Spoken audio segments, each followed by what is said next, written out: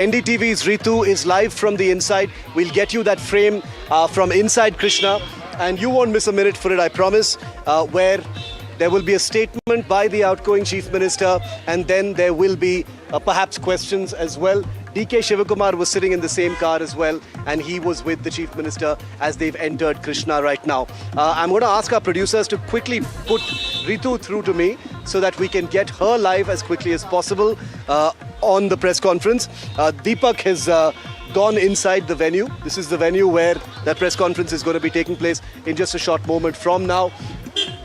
The big VIP convoy. This is the outgoing and the incoming Chief Minister. What you're looking at, all of these police vehicles, all of these official vehicles, all belong now to the outgoing and the incoming Chief Minister of the great state of Karnataka. Siddaramaiah, the longest serving Chief Minister, has stepped down. He has formally resigned right now.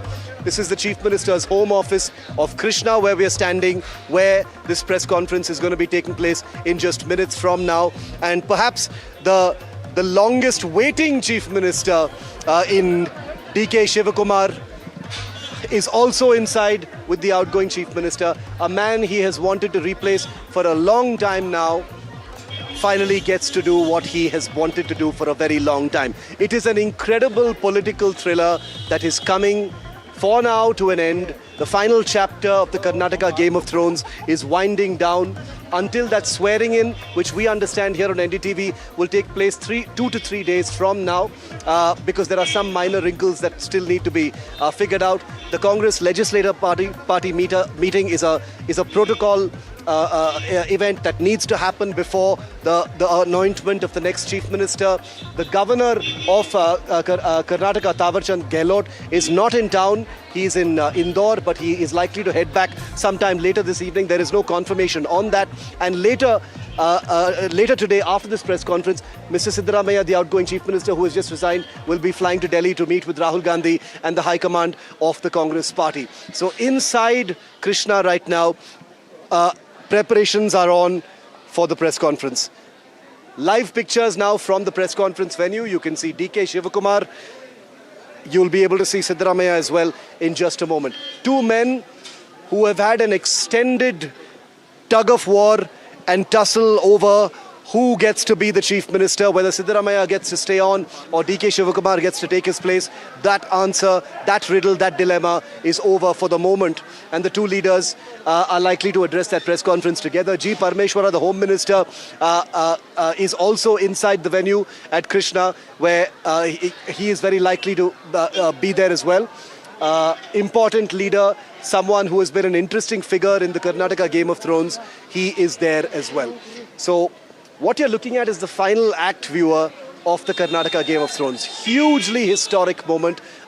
The minutes after the resignation of the longest serving Chief Minister of Karnataka. Look at this very symbolic picture on your screen right now, viewer. These live pictures coming to you from Krishna. You've got DK Shivakumar, you've got an empty chair, and you've got G. Parameshwara.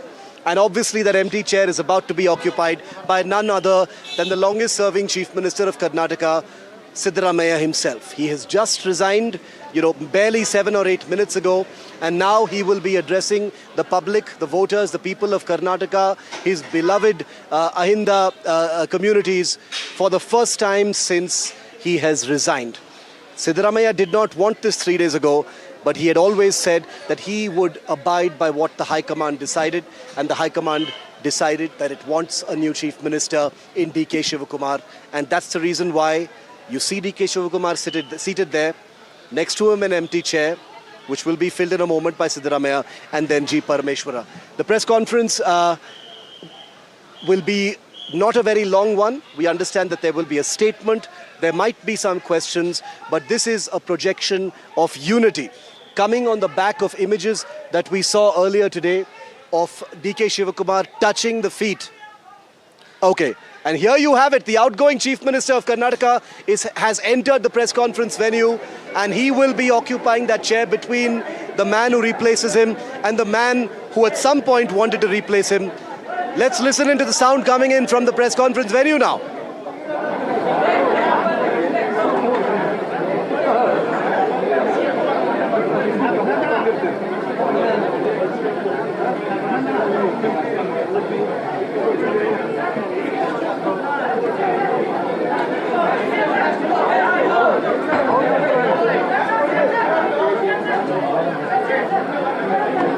moment of Siddaramaiah, DK Shivakumar and G. Parameshwara standing side by side, standing shoulder to shoulder, radiating and projecting unity and calling to an end all the speculation of the competition. They're seated now and the press conference can begin. Let's cut in live so you miss absolutely nothing.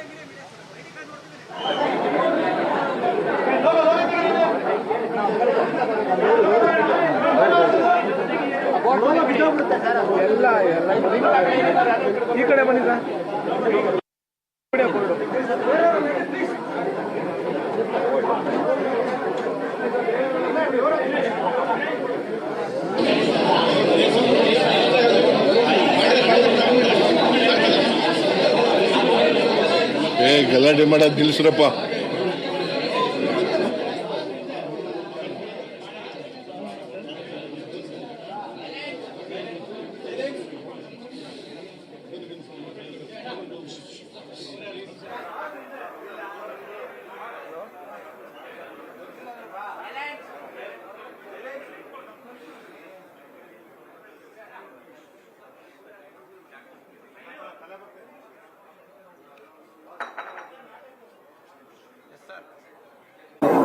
ಆಯ್ತಾ, ಎಲ್ಲ settle ಆದ್ರ?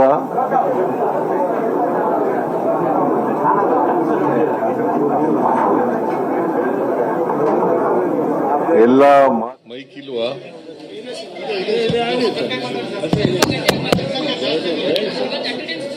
ಕೇಳಿಸ್ತಾ ಇದೆ ಎಲ್ರಿಗೂ? ಮಾಧ್ಯಮದ ಸ್ನೇಹಿತರೆ, speaking to the media as he asks everyone if he's audible.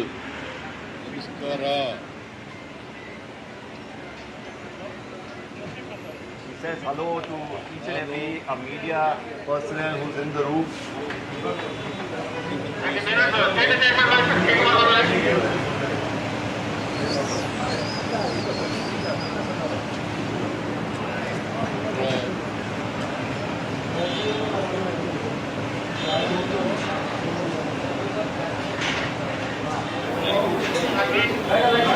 ರಾಜ್ಯಪಾಲರ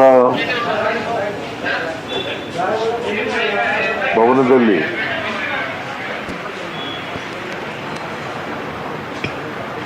ರಾಜೀನಾಮೆಯನ್ನು ಸಲ್ಲಿಸಿದ್ದೇನೆ. The Chief Minister confirming that he has submitted and tendered his resignation to the Karnataka Governor's office. ರಾಜ್ಯಪಾಲರು ಊರಿನಲ್ಲಿ ಇಲ್ಲ, ಇವತ್ತು ರಾತ್ರಿ ಬರ್ತಿದೆ ಅಂತ ಹೇಳಿ ಅವರ ಕಚೇರಿನಲ್ಲಿ ತಿಳಿಸಿದರು. In the city, I'm told he is returning tonight. ಆದ್ದರಿಂದ ರಾಜೀನಾಮೆ ಪತ್ರವನ್ನ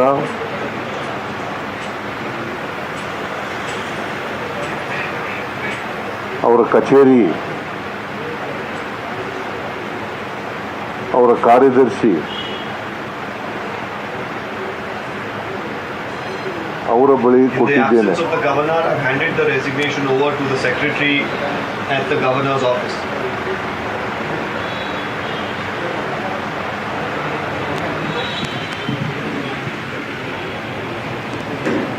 ನಾನು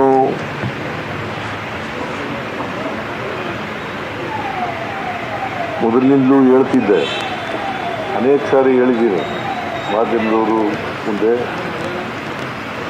I have said this many times in the past. ಹೈಕಮಾಂಡ್ನವರು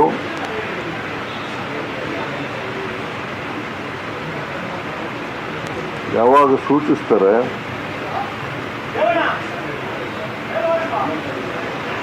ಆವಾಗ ರಾಜೀನಾಮೆಯನ್ನು ಕೊಡ್ತೇನೆ ಅಂತ ಹೇಳಿದ್ದೆ. ಅದರ ಪ್ರಕಾರ The Chief Minister saying that I have said it on multiple occasions that I will step down if the High Command asks me to. As per that promise, day before yesterday, the High Command did speak to me. ರಾಜೀನಾಮೆ ಕೊಡಿ ಅಂತ ಹೇಳಿದ ಮೇಲೆ ನಾನು ನಾಳಿದ್ದು ರಾಜೀನಾಮೆ ಕೊಡ್ತೀನಿ ಅಂತ ಹೇಳಿದೆ. ಅಂದರೆ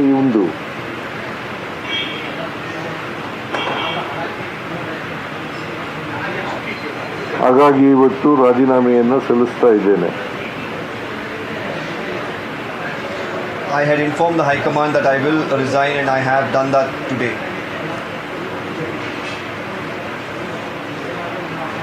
ರಾಜ್ಯಪಾಲರು ನನ್ನ ರಾಜೀನಾಮೆ ಪತ್ರವನ್ನು ಅವರು ಬಂದ ಮೇಲೆ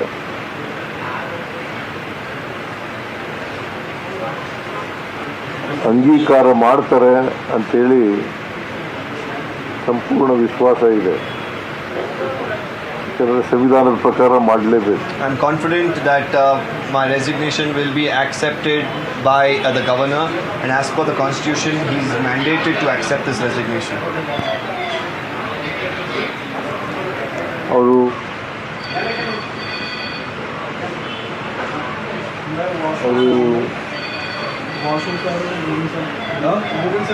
ಪ್ರೊಸೀಜರ್ ಏನು ಮಾಡ್ತಾರೆ ಅದು ಅವ್ರಿಗೆ ಬಿಟ್ಟಿದ್ದು. ಆದರೆ ಒಂದು ಸಾರಿ ಮುಖ್ಯಮಂತ್ರಿಗಳು ರಾಜೀನಾಮೆ ಕೊಟ್ಟ ಮೇಲೆ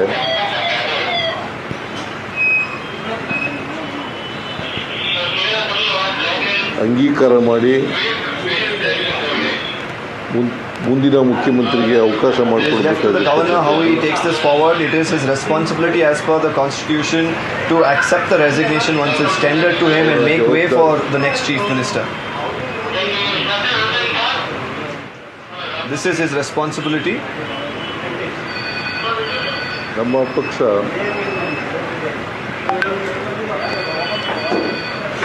(135+1)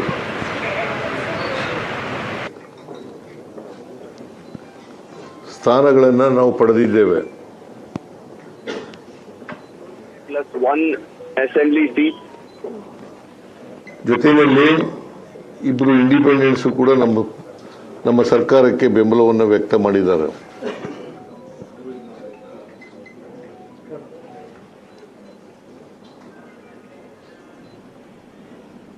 ಅದರಿಂದ ನಾವು ಸಂಪೂರ್ಣ ಬಹುಮತದಲ್ಲಿದ್ದೇವೆ.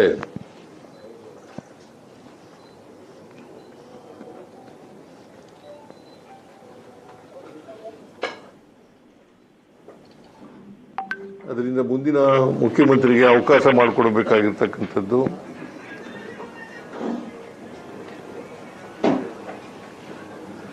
ಸಂವಿಧಾನಬದ್ಧವಾಗಿದೆ ಅಂತಕ್ಕಂಥ ಮಾತುಗಳನ್ನು ಈ ಸಂದರ್ಭದಲ್ಲಿ ಹೇಳಲಿಕ್ಕೆ ಬಯಸ್ತಾ ಇದ್ದೇನೆ.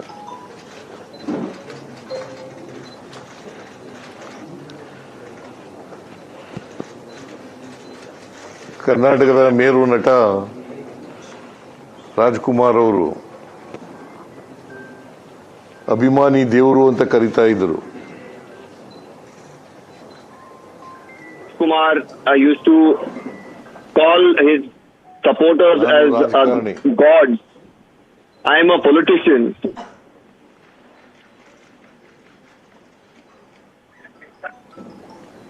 ನಾನು ಸಂವಿಧಾನನೇ ನಮ್ಮ ಧರ್ಮ ಅಂತ ತಿಳ್ಕೊಂಡಿರ್ತಕ್ಕಂಥವನು.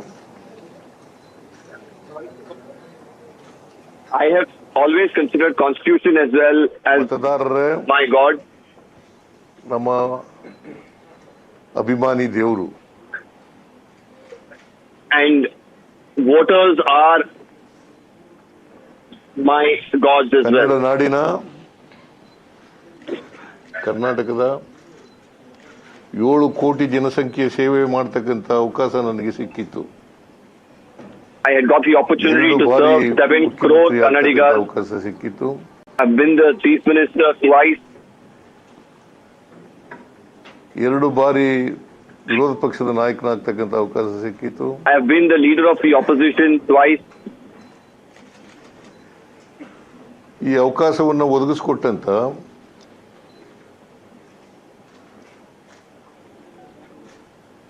ಸೋನಿಯಾ ಗಾಂಧಿ ಅವರಿಗೆ I would like to thank the leadership that gave me these opportunities. Sonia Gandhi, Rahul Gandhi ಅವರಿಗೆ, Rahul Gandhi, ನಮ್ಮ ಅಧ್ಯಕ್ಷರಾದಂಥ our party president Mallikarjuna Kharge ಅವರಿಗೆ, Mallikarjun Kharge. I thank all of them. ಈ ಸಂದರ್ಭದಲ್ಲಿ ಅಪಾರವಾದಂಥ ಧನ್ಯವಾದಗಳನ್ನು ಅವ್ರಿಗೆ ಇರ್ತಕ್ಕಂಥ ಕೆಲಸವನ್ನು ಮಾಡ್ತೇನೆ. I greatly thank all of them for giving me these opportunities. ಸೇರಿದ್ದು 2006. I joined the Congress party way back in 2006.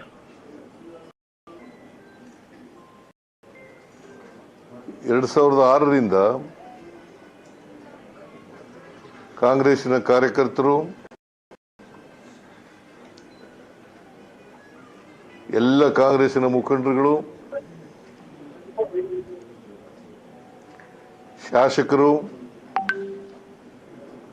Lok Sabha ಮತ್ತು ರಾಜ್ಯಸಭಾ ಸದಸ್ಯರು,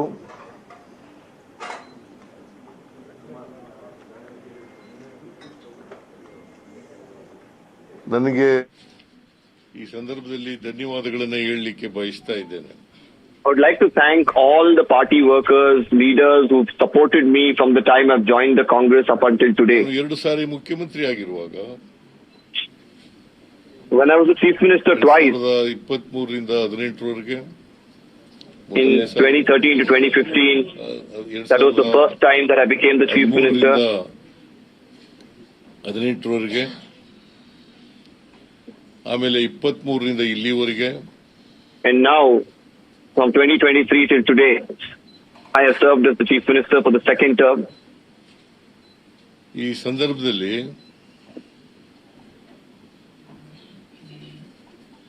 ನನ್ನ ಜೊತೆ ಕೆಲಸ ಮಾಡಿದಂತ ನನ್ನ ಸಹೋದ್ಯೋಗಿಗಳು,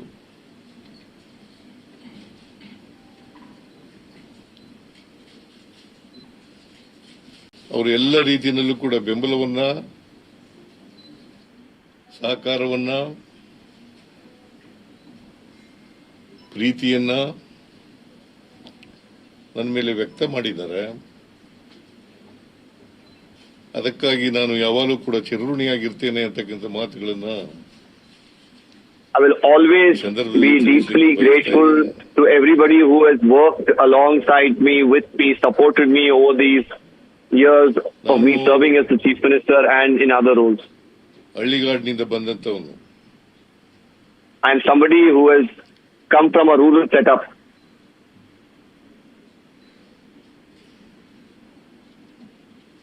ನಾನು ಮುಂದೊಂದು ದಿನ ಶಾಸಕನಾಗ್ತೇನೆ, ಮಂತ್ರಿ ಆಗ್ತೇನೆ, ಮುಖ್ಯಮಂತ್ರಿ ಆಗ್ತೇನೆ, ವಿರೋಧ ಪಕ್ಷದ ನಾಯಕನಾಗ್ತೇನೆ ಅಂತಕ್ಕಂಥ ಕನಸು ಕಂಡಿರಲಿಲ್ಲ. I had never dreamt that I will become an MLA. I had never dreamt that I'll become a minister. I had never dreamt that I'll become a chief minister ever. ನಾನು ರಾಜಕಾರಣಕ್ಕೆ ಬಂದದ್ದು ಆಕಸ್ಮಿಕ. It was by mistake that I entered politics. ಯಾಕಂದ್ರೆ ನಮ್ಮ ಕುಟುಂಬದವರು ಯಾರು ಕೂಡ ರಾಜಕಾರಣದಲ್ಲಿ ಇರಲಿಲ್ಲ. Nobody in my family was in active politics. ನಮ್ಮ ತಂದೆ ತಾಯಿಗಳಾಗ್ಲಿ ಅಥವಾ ಇನ್ಯಾರೇ ನಮ್ಮ ಕುಟುಂಬಕ್ಕೆ ಸಂಬಂಧಪಟ್ಟಂತವ್ರು ಯಾರು ಕೂಡ ರಾಜಕಾರಣದಲ್ಲಿ ಇರಲಿಲ್ಲ. Neither my parents nor anybody in my family were in politics.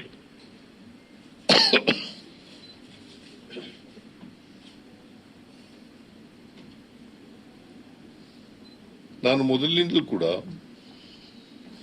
ರಾಜಕಾರಣಕ್ಕೆ ಬಂದಂದಿನಿಂದ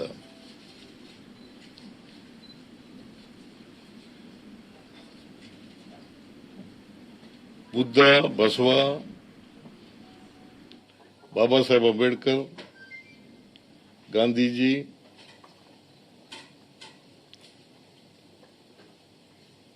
ಇವರ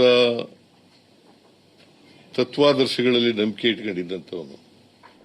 I'm somebody who has always believed in the teachings of Buddha, Basavanna, Ambedkar. I believe in what they taught and their ideals. ಸಂವಿಧಾನದಲ್ಲಿ ಅಪಾರವಾದಂಥ ಗೌರವ ಇಟ್ಕೊಂಡಿರ್ತಕ್ಕಂಥವನು. I have great respect for the Indian Constitution.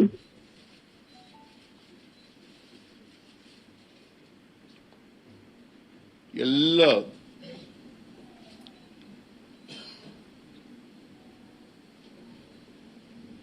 ಒಂದು ಕುಟುಂಬವಾಗಿ ಬಾಳಬೇಕು ಅಂತಕ್ಕಂಥದ್ರಲ್ಲಿ ನಂಬಿಕೆ ಇಟ್ಕೊಂಡಿರ್ತಕ್ಕಂಥವನು. ಯಾವುದೇ ಜಾತಿ ಮತ ಧರ್ಮ ಇಲ್ಲೇ ಇರ್ತಕ್ಕಂಥ ನಾವೆಲ್ಲರೂ ಕೂಡ ಒಂದು ಕುಟುಂಬವಾಗಿ ಬಾಳಬೇಕು ಅಂತಕ್ಕಂಥದ್ದು ನಂಬಿಕೆ ಇಟ್ಕೊಂಡಿರ್ತಕ್ಕಂಥದ್ದು. I'm a person who has always believed that we all should live as one family without any differences in terms of caste or community or even creed. ದೇಶದ ಸಂಪತ್ತು ಅಧಿಕಾರ ಎಲ್ರಿಗೂ ಸಮಾನವಾಗಿ ಹಂಚಿಕೆ ಆಗಬೇಕು ಅಂತಕ್ಕಂಥದ್ರಲ್ಲಿ ನಂಬಿಕೆ ಇಟ್ಕೊಂಡಿರ್ತಕ್ಕಂಥ. I'm also somebody who believes that the nation's wealth and any thing should be equally distributed among everyone. There should be equality in every space. ಬುದ್ಧನ ವಿಚಾರ,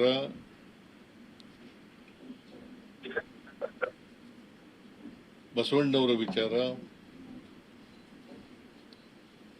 ಗಾಂಧೀಜಿಯವರ ವಿಚಾರ, ಬಾಬಾ ಸಾಹೇಬ್ ಅಂಬೇಡ್ಕರ್ ಅವರ ವಿಚಾರ,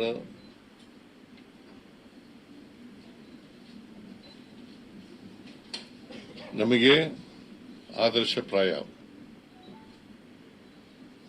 My guiding light are the teachings of Buddha, Gandhiji, Basavanna and Dr. B.R. Ambedkar.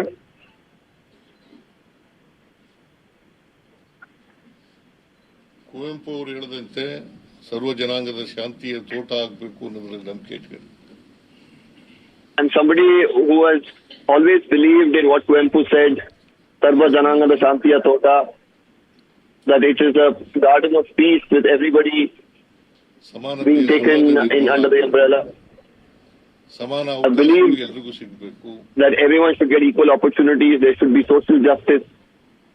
It is.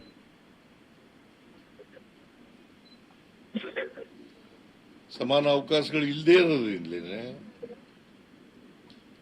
ನಮ್ಮ ಸಮಾಜದಲ್ಲಿ ನಾವು ಅಸಮಾನತೆಯನ್ನು ನೋಡಲಿಕ್ಕೆ ಸಾಧ್ಯ ಆಗಿರ್ತಕ್ಕಂಥದ್ದು.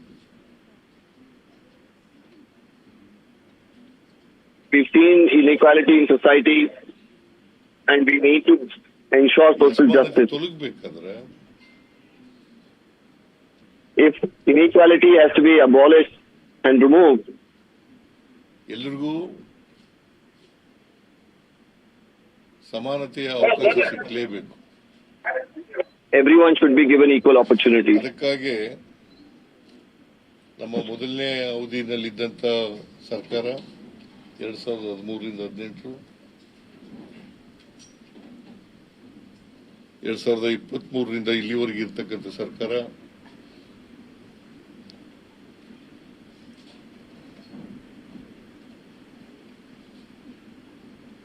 ಸಮಾನ ಅವಕಾಶಗಳು ಸಮಾನತೆ ಬರಲಿಕ್ಕೆ ಪ್ರಯತ್ನಗಳನ್ನು ಮಾಡಿದ್ದೇವೆ.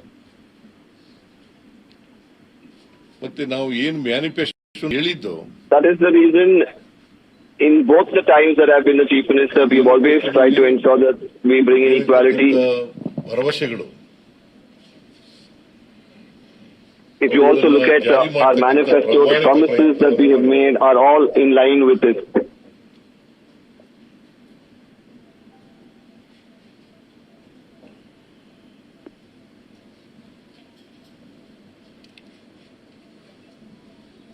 ಎರಡು 2013ರಿಂದ 18ರವರೆಗೆ ನಮ್ಮ ಮ್ಯಾನಿಫೆಸ್ಟೋ ಮೂಲಕ 165 ಭರವಸೆಗಳನ್ನು ಕೊಟ್ಟಿದ್ದೇವೆ. ಆ ಭರವಸೆಗಳಲ್ಲಿ 158 ಭರವಸೆಗಳನ್ನು ಈಡೇರಿಸಿದ್ದೇವೆ. We had given over 160 promises in the manifesto and over 150 were fulfilled when I was the Chief Minister.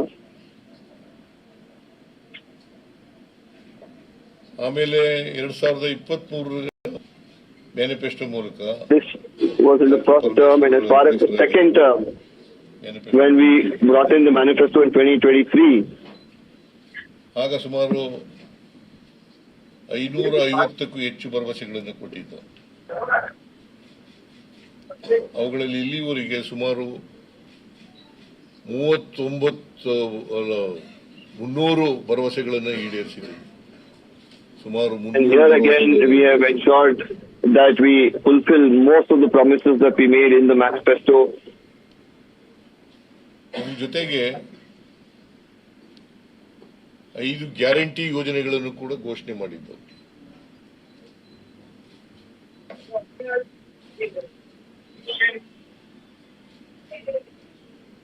ಈ 5 ಗ್ಯಾರಂಟಿ ಯೋಜನೆಗಳನ್ನು ಕೂಡ ಮೊದಲನೇ ವರ್ಷವೇ ಈಡೇರಿಸಿದ್ದೀವಿ.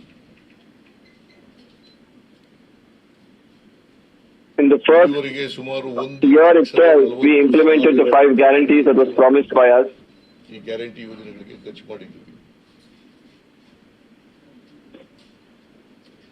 ನಾನು ಯಾಕೆ ಇವನ್ನೆಲ್ಲ ಪ್ರಸ್ತಾಪ ಮಾಡ್ತಾ ಇದ್ದೀನಿ ಅಂತಂದ್ರೆ, ನಾವು ಜನತೆಗೆ ಕೊಟ್ಟಂತ ಭರವಸೆಗಳನ್ನ, ಕೊಟ್ಟಂತ ವಚನವನ್ನ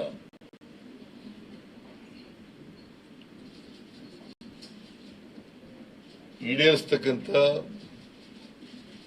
ಪ್ರಾಮಾಣಿಕ ಪ್ರಯತ್ನವನ್ನು ಮಾಡಿದ್ದೇವೆ. We have always tried to keep up our promise in the word that we have given to the people, what we have said in the manifesto. ಇದು ನನಗೆ ಮತ್ತು ನಮ್ಮ ಪಕ್ಷಕ್ಕೆ ಸಂತೃಪ್ತಿಯನ್ನ ಕೊಟ್ಟಿರ್ತಕ್ಕಂಥ ವಿಚಾರ ಅಂತಕ್ಕಂಥದ್ದನ್ನು ತಮಗೆ ತಿಳಿಸಲಿಕ್ಕೆ ಬಯಸ್ತಾ ಇದ್ದೇನೆ.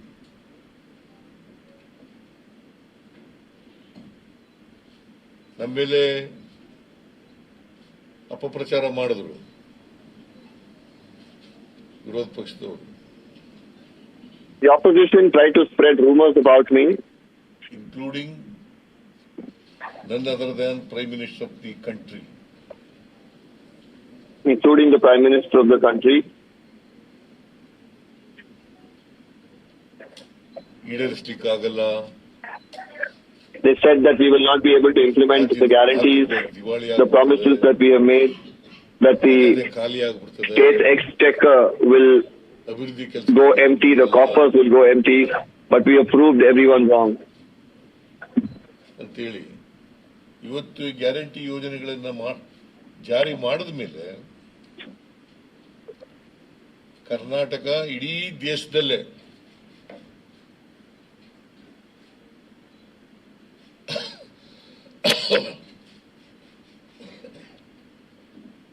ತಲಾ ಆದಾಯದಲ್ಲಿ ನಂಬರ್ 1 ಸ್ಥಾನದಲ್ಲಿದ್ದೇವೆ.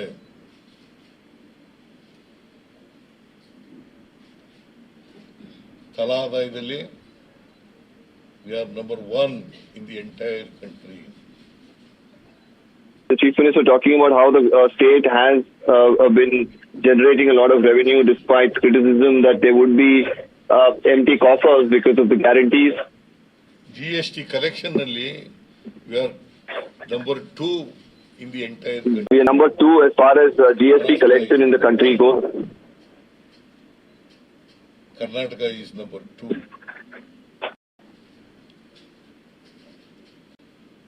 26-27 ಆರ್ಥಿಕ ವರ್ಷದಲ್ಲಿ ಈ ದೇಶದ GSDP 7.4 ಇದ್ರೆ ಕರ್ನಾಟಕ 8.1 ರಷ್ಟಿದೆ. The Chief Minister now talking about how the GSDP of Karnataka in comparison to the GSDP of the country is higher. ಸಿದ್ದರಾಮಯ್ಯನವರು ಮುಖ್ಯಮಂತ್ರಿಯಾಗಿ ಹಣಕಾಸಿನ ಮಂತ್ರಿಯಾಗಿ ಈ ರಾಜ್ಯದ ಮೇಲೆ ಸಾಲ ಮಾಡಿಬಿಟ್ಟಿದ್ದಾರೆ ಅಂತ ಹೇಳಿ ಆರೋಪಗಳನ್ನು ಮಾಡ್ತಾರೆ. ಇದು ಸುಳ್ಳು.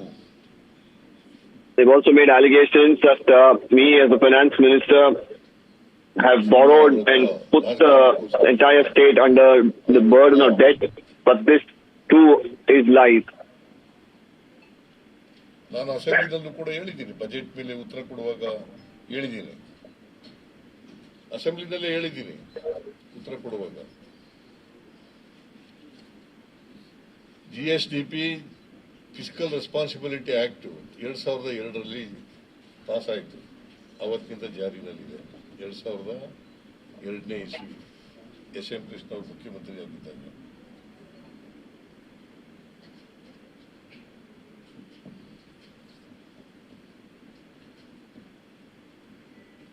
ಮೂರು ಮಾನದಂಡಗಳನ್ನು ಹೇಳ್ತಾರೆ ಅಲ್ಲಿ. ಒಂದು ಫಿಸ್ಕಲ್ ಡಿಫಿಸಿಟ್ 3% ಒಳಗಡೆ ಇರಬೇಕು. ಒಂದು ರಾಜ್ಯದ ಆರ್ಥಿಕ ಪರಿಸ್ಥಿತಿ ಸದೃಢವಾಗಿದೆ ಅಂತ ಗೊತ್ತಾಗಬೇಕಾದ್ರೆ 3 ಮಾನದಂಡಗಳನ್ನು ಹೇಳ್ತದೆ. ಫಿಸ್ಕಲ್ ರೆಸ್ಪಾನ್ಸಿಬಿಲಿಟಿ ಆಕ್ಟ್ 2002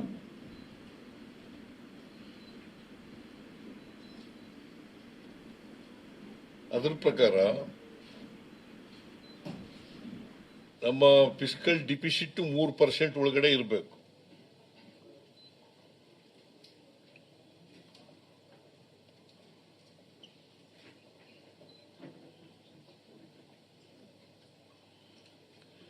ನಮ್ಮದು 3% ಒಳಗಡೆನೇ ಇದೆ. ಕರ್ನಾಟಕದ ಫಿಸ್ಕಲ್ ಡಿಫಿಸಿಟ್ 3% ಒಳಗಡೆ ಇದೆ.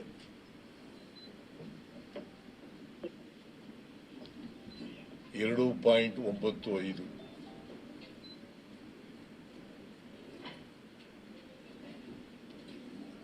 ಆಮೇಲೆ ಸಾಲ ನಮ್ಮ ಜಿಎಸ್ಡಿಪಿಯ Chief Minister once again going on to reiterate about the fiscal position of the state, about how the state has been financially doing well despite criticisms that have come in from various quarters. 30 ಲಕ್ಷಕ್ಕೂ ಹೆಚ್ಚು ಕರ್ನಾಟಕದ ಜಿಎಸ್ಡಿಪಿ 30 ಲಕ್ಷಕ್ಕೂ ಹೆಚ್ಚು ನಮ್ಮದು ಜಿಎಸ್ಡಿಪಿ.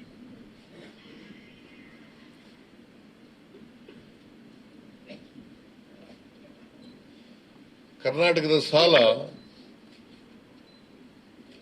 25.94 ಅಂದ್ರೆ 3% ಒಳಗಡೆನೇ ಇದೆ.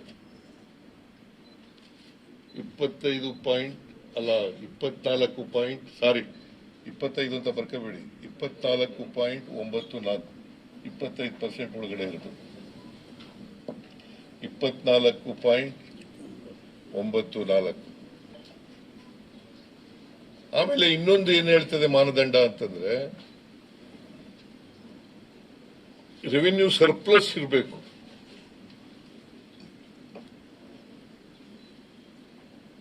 ನಾವು revenue deficit ನಲ್ಲಿ ಇದೀವಿ, ಸರ್ಪ್ಲಸ್ ನಲ್ಲಿಲ್ಲ ಈ ವರ್ಷ. ಯಾಕಂತಂದ್ರೆ ಹಿಂದೆ ಇದ್ದಂತ ಬಿಜೆಪಿ ಸರ್ಕಾರ Talking about how this time around we are not in a situation where we could present a revenue surplus budget and we are in a revenue deficit is what he says. He's blaming the BJP previously which ran the Karnataka government for this situation financially.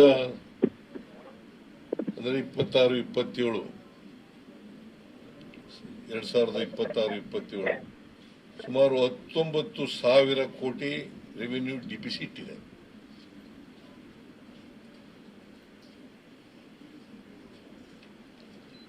ಅದು ಯಾಕೆ deficit ಆಯಿತು ಅಂತಂದ್ರೆ 15ನೇ ಹಣಕಾಸಿನ ಆಯೋಗ ನಮಗೆ ಕೊಡಬೇಕಾಗಿದ್ದಂತ ಹಣವನ್ನು ಕೊಡಲಿಲ್ಲ. Chief Minister then talking about how funds that were meant for the country, talking about as per the 15th Financial Commission, what the state deserves. He's talking about again the devolution of funds towards the state of Karnataka and how it has been unfair. ಆಮೇಲೆ ಕೆರೆಗಳ ಅಭಿವೃದ್ಧಿಗೆ ಬೆಂಗಳೂರು ಸಿಟಿನಲ್ಲಿ ಕೆರೆಗಳ ಅಭಿವೃದ್ಧಿಗೆ 3,000 ಕೋಟಿ recommend ಮಾಡಿದ್ರು. Peripheral ring ರೋಡ್ಗೆ 3,000 ಕೋಟಿ recommend ಮಾಡಿದ್ರು. ಅವೆರಡನ್ನೂ ಕೊಡಲಿಲ್ಲ.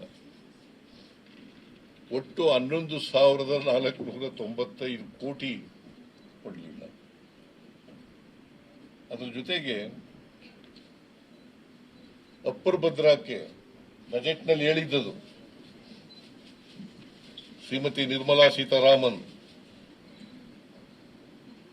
ಬಜೆಟ್ನಲ್ಲಿ ಘೋಷಣೆ ಮಾಡಿದ್ದದು ಅವ್ರ ಬಜೆಟ್ ಸ್ಪೀಚ್ನಲ್ಲಿ 2023-24 ಆ ಬಜೆಟ್ನಲ್ಲಿ ಘೋಷಣೆ ಮಾಡಿದ್ದದು ಪರ್ಭದ್ರಾ ಪ್ರಾಜೆಕ್ಟ್ಗೆ 5,300 ಕೋಟಿ ಕೊಡ್ತೀನಿ, 5,300 ಕೋಟಿ ಕೊಡ್ತೀವಿ. Now the Chief Minister is talking about what the announcement had come in from the Finance Minister about the devolution of funds as far as Karnataka is concerned. ಆಮೇಲೆ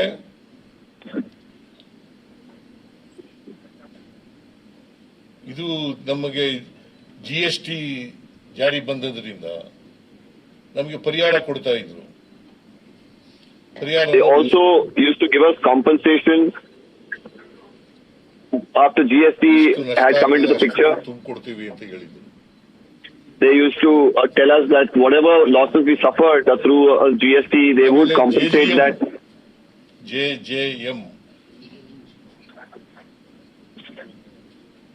Jala Jeevan Mission. Now he's talking about the Jal Jeevan Mission. ಅದರಲ್ಲಿ ಸುಮಾರು more than 10,000 crores ಬರಲಿಲ್ಲ.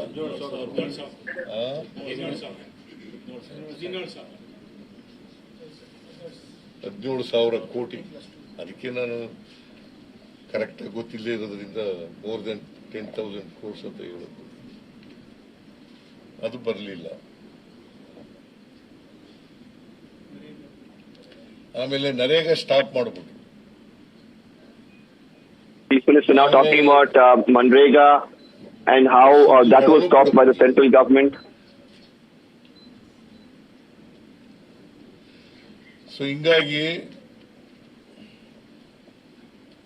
ನಮ್ಮ budget revenue deficit ಆಗಲಿಕ್ಕೆ ಕಾರಣ ಆಯಿತು. Otherwise ನಾವು ಸರ್ಪ್ಲಸ್ನಲ್ಲೇ ಇರ್ತೀವಿ.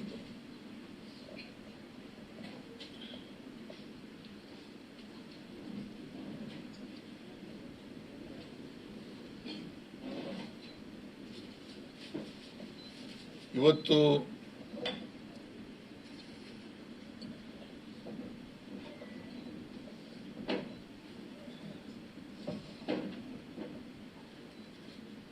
ಗ್ಯಾರಂಟಿ ಯೋಜನೆಗಳನ್ನು ಜಾರಿ ಕೊಟ್ಟದ್ರಿಂದ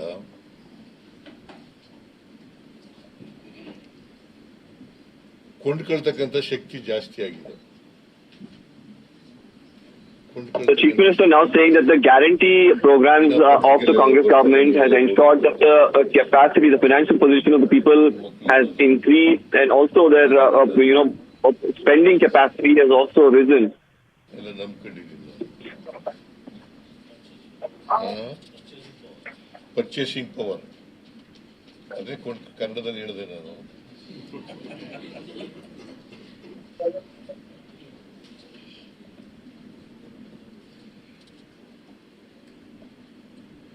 ನಾನು ಯಾವತ್ತೂ ಕೂಡ ಅಧಿಕಾರದ ಹಿಂದೆ ಹಣದ ಹಿಂದೆ ಓದವನಲ್ಲ. ಆಸ್ತಿ ಪಾಸ್ತಿ ಮಾಡ್ಕೋಬೇಕು ಅಂತಲೂ ಕೂಡ ಯೋಚನೆ ಮಾಡಿರಲಿಲ್ಲ.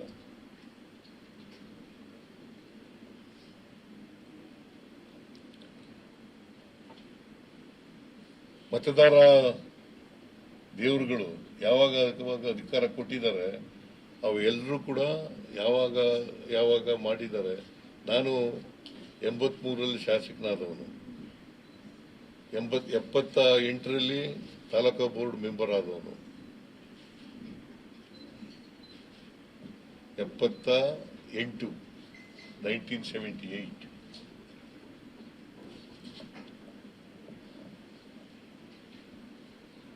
ಸುಮಾರು 50 ವರ್ಷ ಆಗ್ತಾ ಬಂದಿದೆ ರಾಜಕಾರಣ ಜೀವನ. 50 ವರ್ಷ ಆಗ್ತಾ ಬಂದಿದೆ. 28ಕ್ಕೆ 50 ವರ್ಷ. Chief Minister talking about how it will be almost 50 years since he's been in politics. ತೆರೆದ ಪುಸ್ತಕ.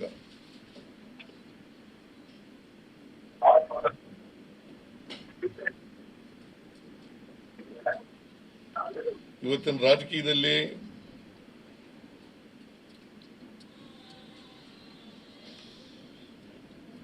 ಜನಶಕ್ತಿ ಇರೋರು ಮಾತ್ರ ರಾಜಕೀಯ ಉಳ್ಕೊಳ್ಳಲಿಕ್ಕೆ ಸಾಧ್ಯ. ಮತ್ತೆ ಅಧಿಕಾರ ಕೊಡೋರು ಜನರೇ.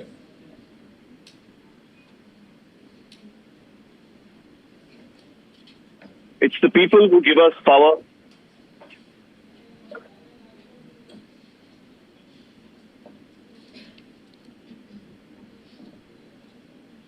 ಅದರಿಂದ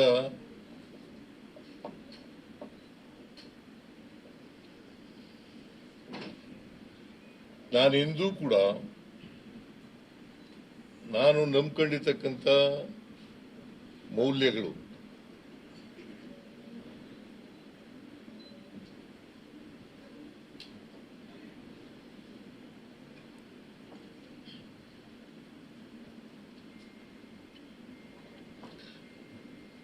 ಅವುಗಳ ಜೊತೆ ರಾಜಿ ಮಾಡ್ಕೊಂಡಿಲ್ಲ.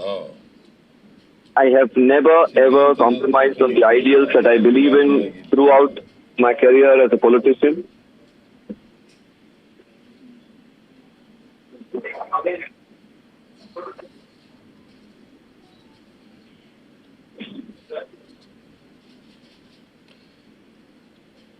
ಪ್ರತಿಯೊಬ್ಬ ಮನುಷ್ಯನಿಗೂ ಕೂಡ, ಸಮಾಜದಲ್ಲಿರ್ತಕ್ಕಂಥ ಪ್ರತಿಯೊಬ್ಬ ಮನುಷ್ಯನಿಗೂ ಕೂಡ, ಕಟ್ಟಕಡೆಯ ಮನುಷ್ಯನಿಗೂ ಕೂಡ ಬದುಕಿನ ಪ್ರಾಥಮಿಕ ಆದ್ಯತೆಗಳಾದ ಅನ್ನ, ಆರೋಗ್ಯ, ಶಿಕ್ಷಣ, ವಸತಿ, ಉದ್ಯೋಗ ಲಭಿಸಬೇಕು ಅನ್ನೋದನ್ನು ನಂಬಿಕೆ ಇದೆ. I've always believed that all the people, despite where they come from, which community or caste they belong to, everyone deserves equal rights and equal distribution ಎಲ್ಲ ಬಡವರು of wealth. ಅವ್ರಿಗೆಲ್ರಿಗೂ ಕೂಡ ಅನ್ನ, ಗೃಹಲಕ್ಷ್ಮಿ ಮೂಲಕ 2,000 ರೂಪಾಯಿ ಕೊಡೋದು, ಎಲ್ಲ ಜಾತಿಯವರು, ಎಲ್ಲ ಧರ್ಮದವರು. ಆಮೇಲೆ ಗೃಹ ಜ್ಯೋತಿ ಮೂಲಕ ಎಲ್ಲ 1,64,00,000 ಕುಟುಂಬಗಳಿಗೆ ಗೃಹ ಜ್ಯೋತಿ ಕೊಡ್ತಾ ಇದ್ದೀವಿ. 1,64,00,000.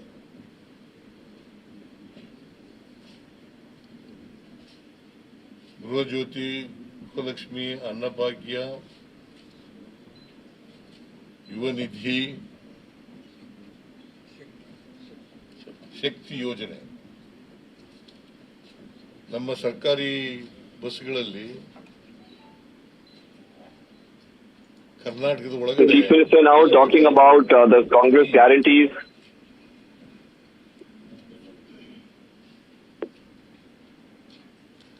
ಆಮೇಲೆ ರಾಜ್ಯದಲ್ಲಿ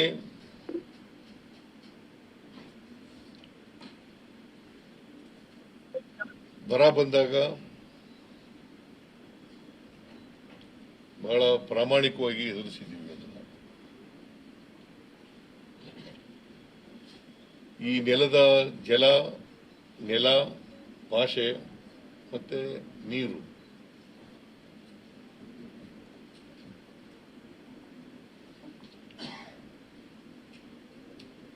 ಜಲ, ನೆಲ, ಭಾಷೆ, ಇದರಲ್ಲಿ ಯಾವತ್ತೂ ಕೂಡ ರಾಜಿ ಆಗಿಲ್ಲ, ಬಿಟ್ಕೊಡ್ತಕ್ಕಂಥ ಪ್ರಶ್ನೆನೇ ಇಲ್ಲ. Language or land goals, I have never ever compromised, even when it comes to the water resources and the issues pertaining to water. When it comes to the state of Karnataka, I have always stood my ground.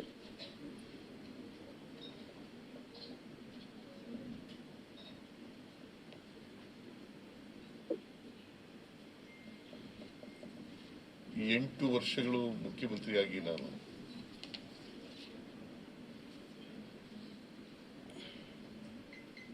ಎರಡು ಬಾರಿ leader of the opposition ಆಗಿ,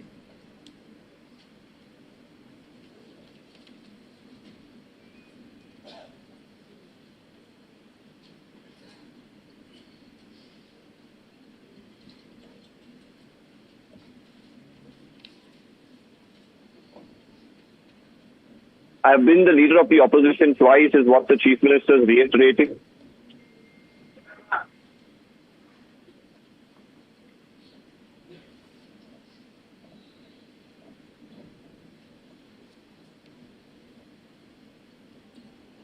2 ವರ್ಷ ಮುಖ್ಯಮಂತ್ರಿಯಾಗಿ ಇದನ್ನ ಕಾಂಗ್ರೆಸ್ ಪಕ್ಷ ಒದಗಿಸ್ಕೊಟ್ಟಿತ್ತು ನನಗೆ. ಅದಕ್ಕೋಸ್ಕರ ಮತ್ತೊಮ್ಮೆ ಕಾಂಗ್ರೆಸ್ಸಿನ ನನಗೆ ಸೋನಿಯಾ ಗಾಂಧಿಯವರು ಕಾಂಗ್ರೆಸ್ಗೆ ಬರ್ಮಾಡ್ಕೊಂಡ್ರು, ಇಲ್ಲಿ ಬಂದಿದ್ರು. Now the Chief Minister thanking the Congress party for everything that they have given him over the years, talking about how it was Sonia Gandhi that got him into the Congress party. ಮಾಡಿದಾಗ ನಾನು ಅಹಿಂದ ಚಟುವಟಿಕೆಗಳನ್ನು ಮಾಡ್ತಾ ಇದ್ದಾಗ ನಮ್ಮಲ್ಲಿ ಯಾರು general secretary ಇದ್ರಲ್ಲ, ಅವರಲ್ಲಪ್ಪ, Muslim ಇದ್ದಾರೆ, ಇನ್ನೊಬ್ಬರು ಸತ್ತೋದ್ರಲ್ಲ, Ahmed Patel. Chief Minister talking about the late Ahmad Patel, and when he was the General Secretary, when he followed agitations around Ahinda after breaking away from the JDS. He is remembering the time where they had invited him to join the Congress party. ಭೇಟಿ ಮಾಡಿಸಿ ಆಮೇಲೆ ಸೋನಿಯಾ ಗಾಂಧಿ ಅವ್ರನ್ನ ಭೇಟಿ ಮಾಡಿ ನಾನು ಕಾಂಗ್ರೆಸ್ ಸೇರ್ಲಿಕ್ಕೆ ತೀರ್ಮಾನ ಮಾಡಿದೆ.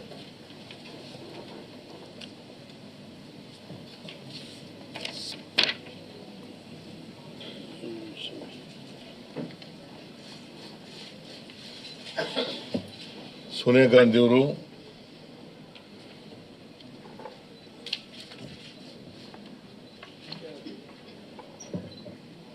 ರಾಹುಲ್ ಗಾಂಧಿಯವರು ಅವತ್ತು ನಾನು ಕಾಂಗ್ರೆಸ್ ಸೇರಿದಾಗ ಮಲ್ಲಿಕಾರ್ಜುನ್ ಖರ್ಗೆ ಅವರು ಸ್ಟೇಟ್ ಪ್ರೆಸಿಡೆಂಟ್ ಆಗಿದ್ದರು. ಅವತ್ತು ನನ್ನ ಜೊತೆಯಲ್ಲಿ ಸುಮಾರು 8 ಜನ ಶಾಸಕರು ಸೇರ್ಕೊಂಡ್ರು, ಕಾಂಗ್ರೆಸ್ ಸೇರ್ಕೊಂಡ್ರು. ಅವ್ರಲ್ಲಿ ಕೆಲವರು ಸತ್ತೋಗಿದ್ದಾರೆ. Manchinalli Madhavan ಅವರು ಸತ್ತೋಗಿದ್ದಾರೆ, Krishnamurthy ಸತ್ತೋಗಿದ್ದಾರೆ. The Chief Minister remembering the people who had joined the Congress along with him, and remembering the time where you made that transition.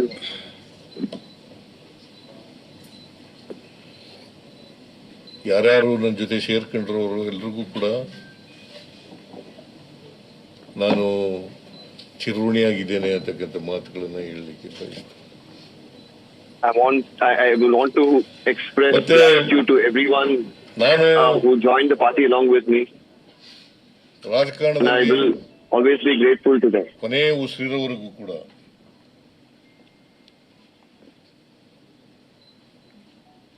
ಕೋಮಾದಿಗ ಶಕ್ತಿಗಳ ವಿರುದ್ಧ ಹೋರಾಟ ಮಾಡ್ತೇನೆ. Till my last breath, I will fight against communal forces.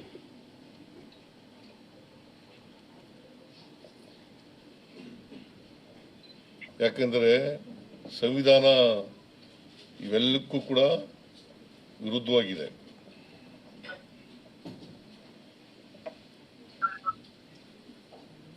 ನಾವು ಸಂವಿಧಾನದಲ್ಲಿ ನಂಬಿಕೆ ಇಟ್ಕೊಂಡಿರ್ತಕ್ಕಂಥವ್ರು. ಒಂದು ವೇಳೆ ಸಂವಿಧಾನ somebody who believes in the constitution and anything against the constitution, I will always continue to stand against. ಮಂತ್ರಿನೂ ಆಯ್ತಿರ್ಲಿಲ್ಲ, ಮುಖ್ಯಮಂತ್ರಿನೂ ಆಯ್ತಿರ್ಲಿಲ್ಲ. If there was no constitution, I wouldn't have been an MLA, minister, or even a chief minister. It is because of the constitution written by Baba Saheb Ambedkar that these opportunities have been given to me. ಇದನ್ನು ಮಾಡ್ಕೊಂಡಿರ್ತಿದ್ದೆ ನಾನು.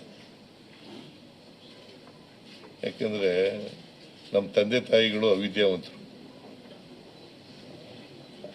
My parents were uneducated. ಅದರಿಂದ ಕೊನೆ ಉಸಿರಿರೋವರೆಗೂ ಕೂಡ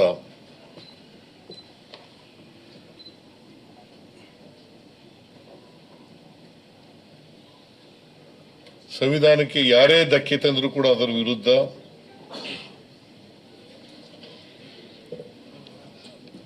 ಕೋಮುವಾದಿ ಶಕ್ತಿಗಳ ವಿರುದ್ಧ ಮತ್ತೆ ಜನರ ಸಮಾನತೆಗಾಗಿ, ಸಮಾನ ಅವಕಾಶಗಳಿಗಾಗಿ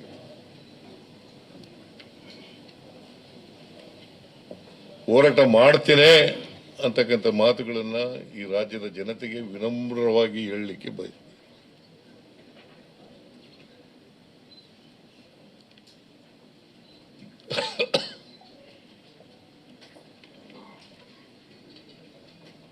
ಮತ್ತೆ ಇನ್ನೊಮ್ಮೆ ಸೋನಿಯಾ ಗಾಂಧಿ ಅವರಿಗೆ, ರಾಹುಲ್ ಗಾಂಧಿ ಅವರಿಗೆ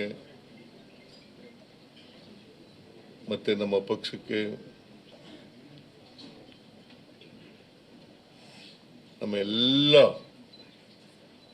ಲಕ್ಷಾಂತರ ಕಾರ್ಯಕರ್ತರಿದ್ದಾರೆ ಕಾಂಗ್ರೆಸ್ ಪಕ್ಷಕ್ಕೆ, ಅವ್ರಿಗೆಲ್ಲರಿಗೂ ಕೂಡ ಧನ್ಯವಾದಗಳನ್ನು ಹೇಳಿ ಇವತ್ತು Chief Minister now finally thanking all the Karyakartas of the Congress party. ಆಮೇಲೆ ನೀವು ಇಷ್ಟು ವರ್ಷ ಸಹಾಯ ಮಾಡಿದಿರಿ,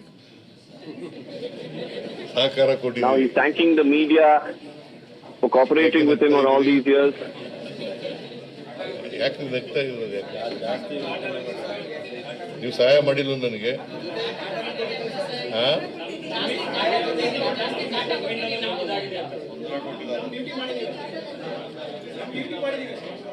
ಎಲ್ಲ Chief Minister having a light-hearted moment with the journalists present in the ಸ್ನೇಹಿತರಿಗೆ room, ಧನ್ಯವಾದಗಳನ್ನ ಹೇಳಲಿಕ್ಕೆ ಬಯಸ್ತಾ thanking ಇದ್ದೇನೆ. every media person, ಏಯ್, saying that they have been of great support to him. ಇಲ್ಲ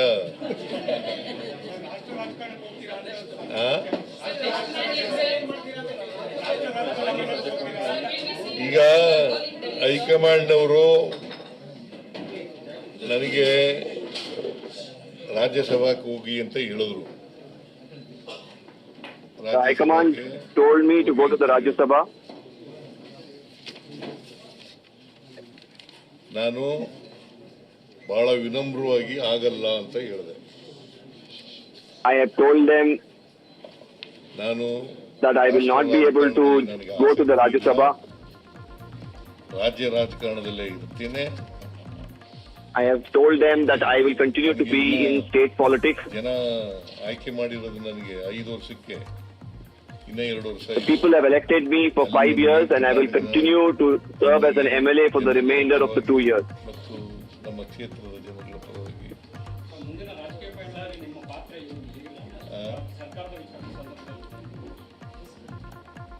ನಾನು ಈಗಾಗಲೇ ಹೇಳಿದ್ದೀನಿ, I will continue in active politics.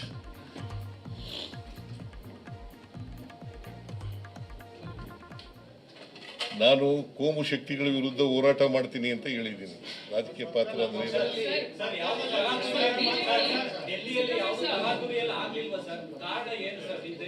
ಏನು? ನಾನು ಮೊದಲಿಂದ ಹೇಳ್ತಾ ಇದ್ನಲ್ಲ, ಹೈಕಮಾಂಡ್ನವರು ಯಾವಾಗ ಹೇಳ್ತಾರೆ ಆವಾಗ ಕೊಡ್ತೀನಿ ಅಂತ ಹೇಳಿದ್ದೀನಿ. ಒತ್ತಡ ಏನಾಗ್ತದೆ? ನಾನೇ ಸ್ವಯಂ ಪ್ರೇರಿತನಾಗಿ ಅವ್ರು ಹೇಳಿದ ತಕ್ಷಣ ಕೊಟ್ಟಿದ್ದೇನೆ.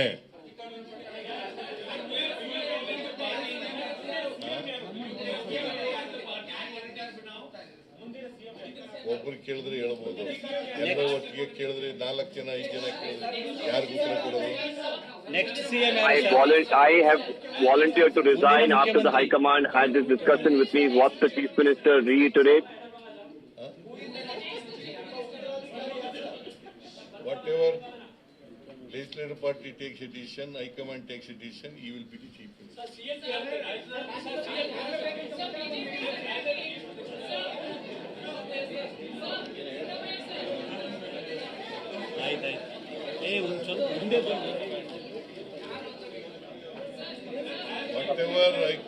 Whatever legislative party takes a decision, Congress legislative party takes a decision, and High Command takes a decision, he will be the Chief Minister of the state.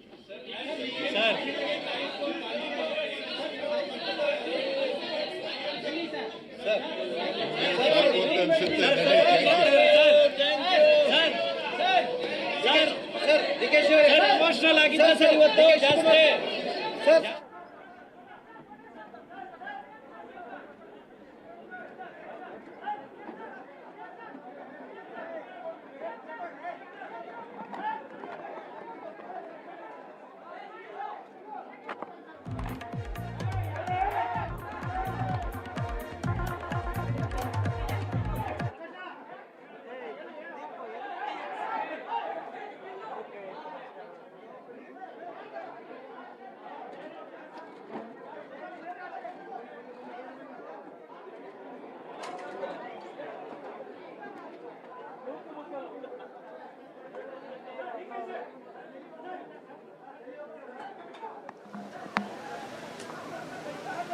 So that press conference has just ended.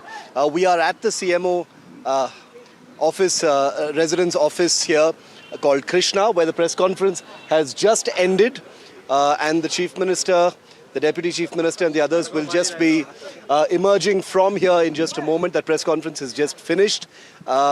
A long extended press conference. Siddaramaiah has taken his time. His next stop, of course, is going to be Delhi. He leaves from here. He flies out in just a short while from now. 4:30 p.m. flight is when Siddaramaiah, the outgoing Chief Minister, gets on a plane, goes to Delhi, where he will be meeting with the Congress High Command, meeting with Rahul Gandhi as well. Deepak Bopana is with me. I'm going to bring him in here. He did the translation of that entire speech by the Chief Minister, didn't take any questions, addressed the media, some light-hearted moments, but clearly a speech and an address, Deepak, that establishes the legacy of this outgoing Chief Minister. His imprint is going to be there. He's not going to Delhi. He's going to be here in active Karnataka politics, and his imprint is doubtless going to remain here in the state of Karnataka.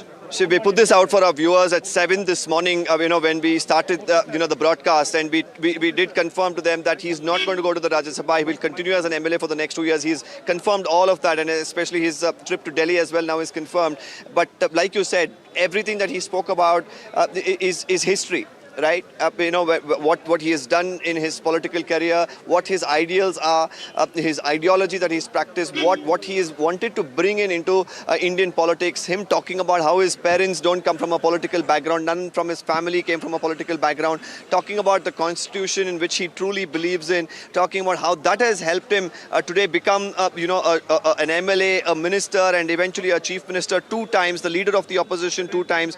And he thanked Sonia Gandhi. He thanked Rahul Gandhi, and Mr. Mallikarjun Kharge as well for all the efforts and all the contributions that they've done towards his political career, and more importantly for the opportunities that they've given him, Shiv. So it's a heartfelt thank you to the Congress High Command that he makes, along with the people of the state, to the voters, to his colleagues, the leaders who've supported him, and people who joined the Congress party. He remembered Mr. Ahmad Patel and everything. He summarized it all. In the middle, of course, he got into many other aspects.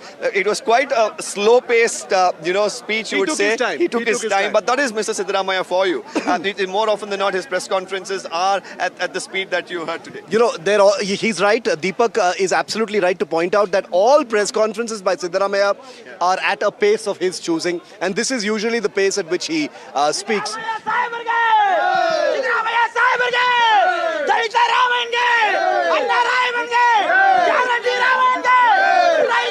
Okay, as Siddaramaiah emerges now, after his last press conference as the Chief Minister of Karnataka, from here at the Chief Minister's residence office, Krishna, Siddaramaiah will be heading to the airport where he takes a flight to Delhi to meet with the Congress High Command. You're going to be seeing images of the outgoing Chief Minister after his final press conference. It was a press conference that lasted a good 40 minutes. And Siddaramaiah will be walking out now as he makes his way to Delhi for the next chapter. A very, very crucial comment from the Chief Minister, where he basically said that he is not going to Delhi to the Rajya Sabha. He will be remaining here in active politics in Karnataka, and that he has been voted to power as an MLA by the people of Karnataka, and therefore he will not be leaving from here. Okay. Sorry.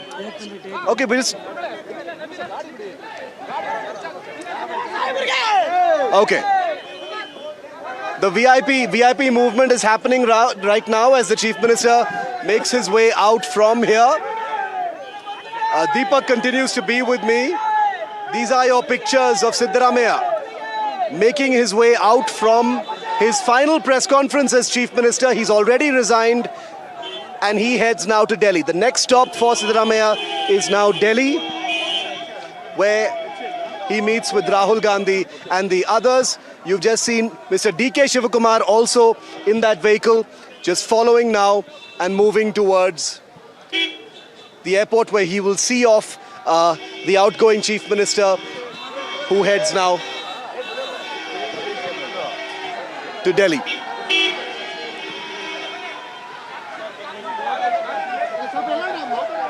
That's Mr. Shivakumar there in that. Okay, that was Mr. Shivakumar, the man who's going to be the next Chief Minister. Deepak tried to speak to him. No words at all, No, Deepak. I don't think, anything is coming in from Mr. DK Shivakumar till the CLP meeting is over. That's Till what the it looks swearing like. in is over. Yeah, It's not till gonna probably, yes, the swearing in as well is over. Even the Chief Minister, in fact, the windows were up, but our video journalist Govind managed to get a good shot. I asked him if he wants to comment, and he said not now. So he's headed to Delhi.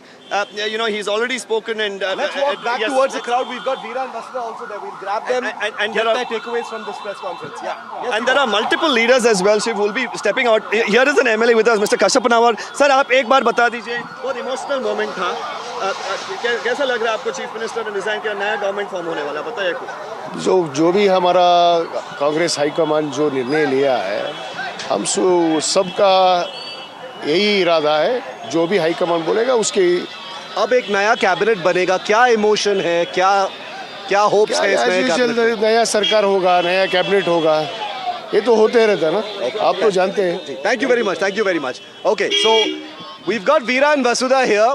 We'll try and get voices from the MLAs who were inside this press conference as well. But political editor Vasudha is with me. She was inside that press conference.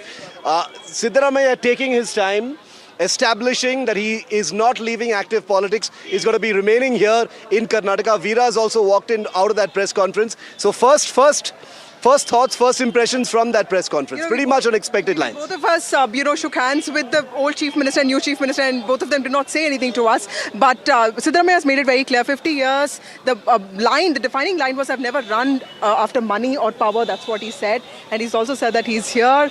It was very emotional, Shiv. And, you would know Siddaramaiah better. Do you have the video of us shaking hands with Siddaramaiah? We finally met and suddenly we realized... No, we need to put that on air Yes, as quick as yes, possible. yes. So there's a Send that. video of us. In this question, are you not coming to the Rajya Sabha? He just looked and said this. There was no answer. No, look, he's not going to go to the Rajya Sabha. Yes. He made it very clear. Vasudha, send that video as quickly as Yes. possible. So Let's put that on air. We've got a picture of A video of Veera and the Vasudha, with Siddaramaiah right now.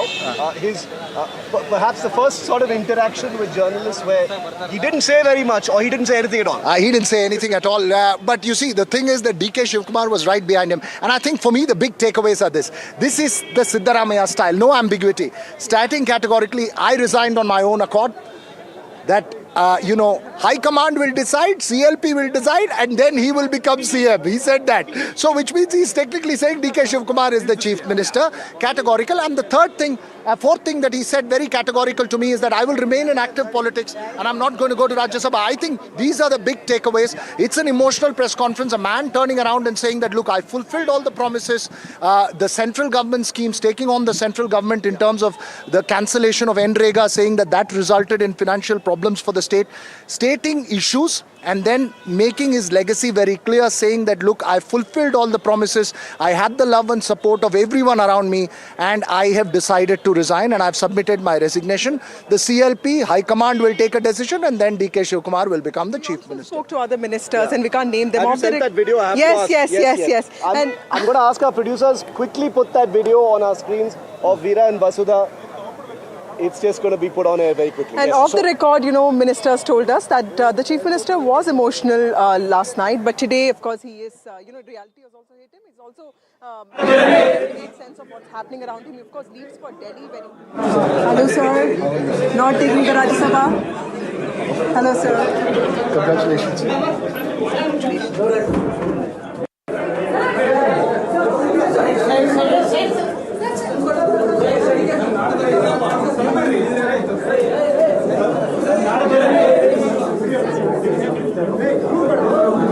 Hello, sir. Not taking the Rajya Sabha. Hello, sir. Congratulations.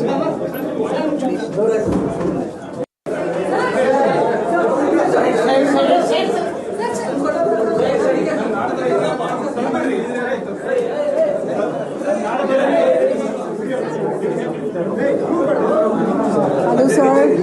Not taking the Rajya Sabha. Hello, sir. Congratulations.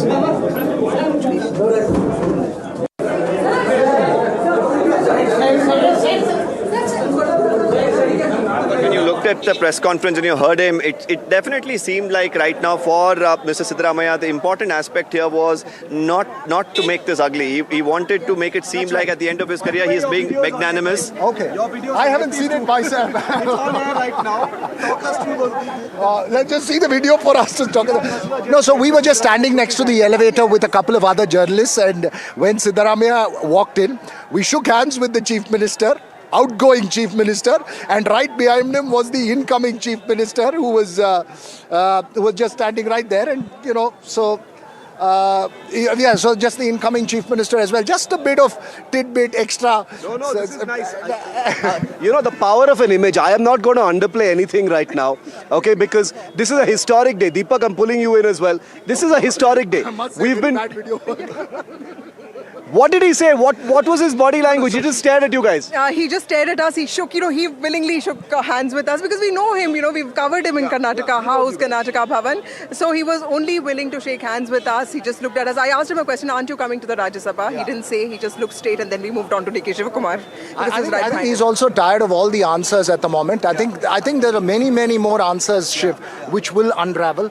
I think as Deepak pointed out, this is... I see Ritu over there. Let's bring her also here. Ritu, come. Join us. Yeah, she was sitting right next to the Chief Minister at the press conference. He was doing the hard job of typing everything that the Chief Minister was putting out. Look, I tell you from the start, and after that news break that he is going to resign, until then, and Ritu was aware of this, we spoke to some Siddaramaiah confidants the day before. They said, look, the Chief Minister has asked for this meeting. He's been called by the High Command. So they were expecting a cabinet reshuffle. They were expecting continuity. They didn't expect such a sudden decision from the High Command. But I think the High Command was clear. And since that time that they announced that resignation, since yesterday, the tonality that you picked up from Siddaramaiah aides is one of reconciliation. Yeah. One of saying that, look, it will be fine. We will abide by it. I told you yesterday, 3 p.m. They stuck to the time at 3 p.m. I think everything is decided. But now, and I'll tell you this right now, and I'll put the warning right now, he will resign and then he will negotiate. You look, he's resigned, so now the negotiation starts. Yeah, so we know that he's not on the way to Delhi. So he's not shifting to Delhi, but he's on his way to Delhi. Yeah, no, he is not going to be a roadblock to DK Shivakumar being the Chief Minister, but he will want his stamp on the cabinet and the party and the road ahead as far as the Congress is concerned. And I think the biggest indication for me, Deepak, is him saying categorically, I am not away from active politics as yet. And the other indication is no Rajya Sabha. See, so I'll just put this for you in one line, Shiv, which is the headline I wanted to give our opinion piece, which is Siddaramaiah resigns but hasn't retired as yet. Well, he has clearly said, Shiv, that 2 years left for me to serve the people. They have elected me for 5 years. Yes, and he's always said this, that he wants to serve people here in Karnataka. His ambitions have never been national. And today, even when that offer was made to him, he just thought that it's probably not of any use for him at the moment, or he feels like he doesn't need it. So it's going to be interesting as he heads to Delhi now. But very interesting how I've seen Siddaramaiah evolve. In the first term as a Chief Minister, we would stop anywhere, we would put a mic at him, and he would be willing to respond. In the last 3 years, Ritu and me have seen how seldom he really wants to speak. A man of few words during press conferences, always has some harsh things to say. All of you have been used to dealing with DK Shivakumar as well, but is he going to be any different as a Chief Minister? We'll have to wait and see. But Ritu, you were in that press conference. Very quick first impressions of what you saw at that press conference. Of course, again, it was his body language, Shiv. You see, the way he walked in had a different aura. In fact, it was him with a bright smile, Shiv. You see, I feel very fortunate enough to be covering him, because I was just sharing this with Vasudha as well yesterday, that I've been fortunate enough to be following him from the day one that I've... All across the state, by the way. Yeah, ever since I've entered journalism, you see, I've been fortunate enough to be covering him in Varuna, you see, with the assembly elections, the Lok Sabha elections for that matter. I've seen him, you see. Today when he walked in, Shiv, he had a bright smile on the face, you see. And the aura that he carried was quite different. But apparently the senior leaders who were with him were quite emotional, including that of Priyank Kharge as well. In fact, he had no words to share. You see, even when we asked, he said, I just need a time, Ritu, right now. This is what I heard from his mouth. Even Salim Ahmed, for that matter, or many others as well. We saw, in fact, his own staff members who were there around him, all were with the teary eyes over there. All that they were expressing, were calling him Appa, meaning father here. You see, that was an emotion today. It was a historical press conference, of course. Today also, you see, interestingly, the NDTV happened to ask this to Siddaramaiah Siddaramaiah. We have always seen whenever we have asked him who's the next chief minister. We do know right now, right? Who's the next chief minister? But Siddaramaiah still apparently did not want to comment on it. He says it's the High Command and the You've CLP. got MLC Nagaraju Yadav. Look down We there. shouldn't forget, Nagaraju Yadav. he's an aspirant himself and he's said it multiple times and you can see the grin on his face when I say he's an aspirant, sir. So when are you going to Delhi to see? You should tell me, you should remind me for I'm aspirant for what? For Rajya Sabha or for Rajya Sabha? No, for Rajya Sabha or for cabinet? You know you should be made a cabinet minister. MLC should be given an opportunity. That is my ambition to serve the state of Karnataka in administrative pass, and because I've been a strong congressman for past 44 years, and definitely I want to uphold the constitution of India, and I want to work the poor of the poorest of the poor. The thing is that Siddaramaiah, and correct me if I'm wrong, like, history-wise, it's shown that when he's out of power, he doesn't keep quiet. He always finds a way back into power. The question I'm asking is, if he's refusing Rajya Sabha and he's going to stay in the state and be active in state politics, will it be another power center? Will it be a smooth process for DK Shivakumar, or is it going to be a little bit of jostling for power? There is no question of power center. He himself is a powerful man. You should understand that. He has said very You're clearly. giving me a Rajnikant dialogue, I say. He is himself a powerful If I say once, it is like as good as 1,000 times. I'm telling you, Siddaramaiah is a powerful man. Let's see Veera and Vasudha's interaction with the powerful man or the power center, whatever you want to call it. Let's put the sound up and play that video now.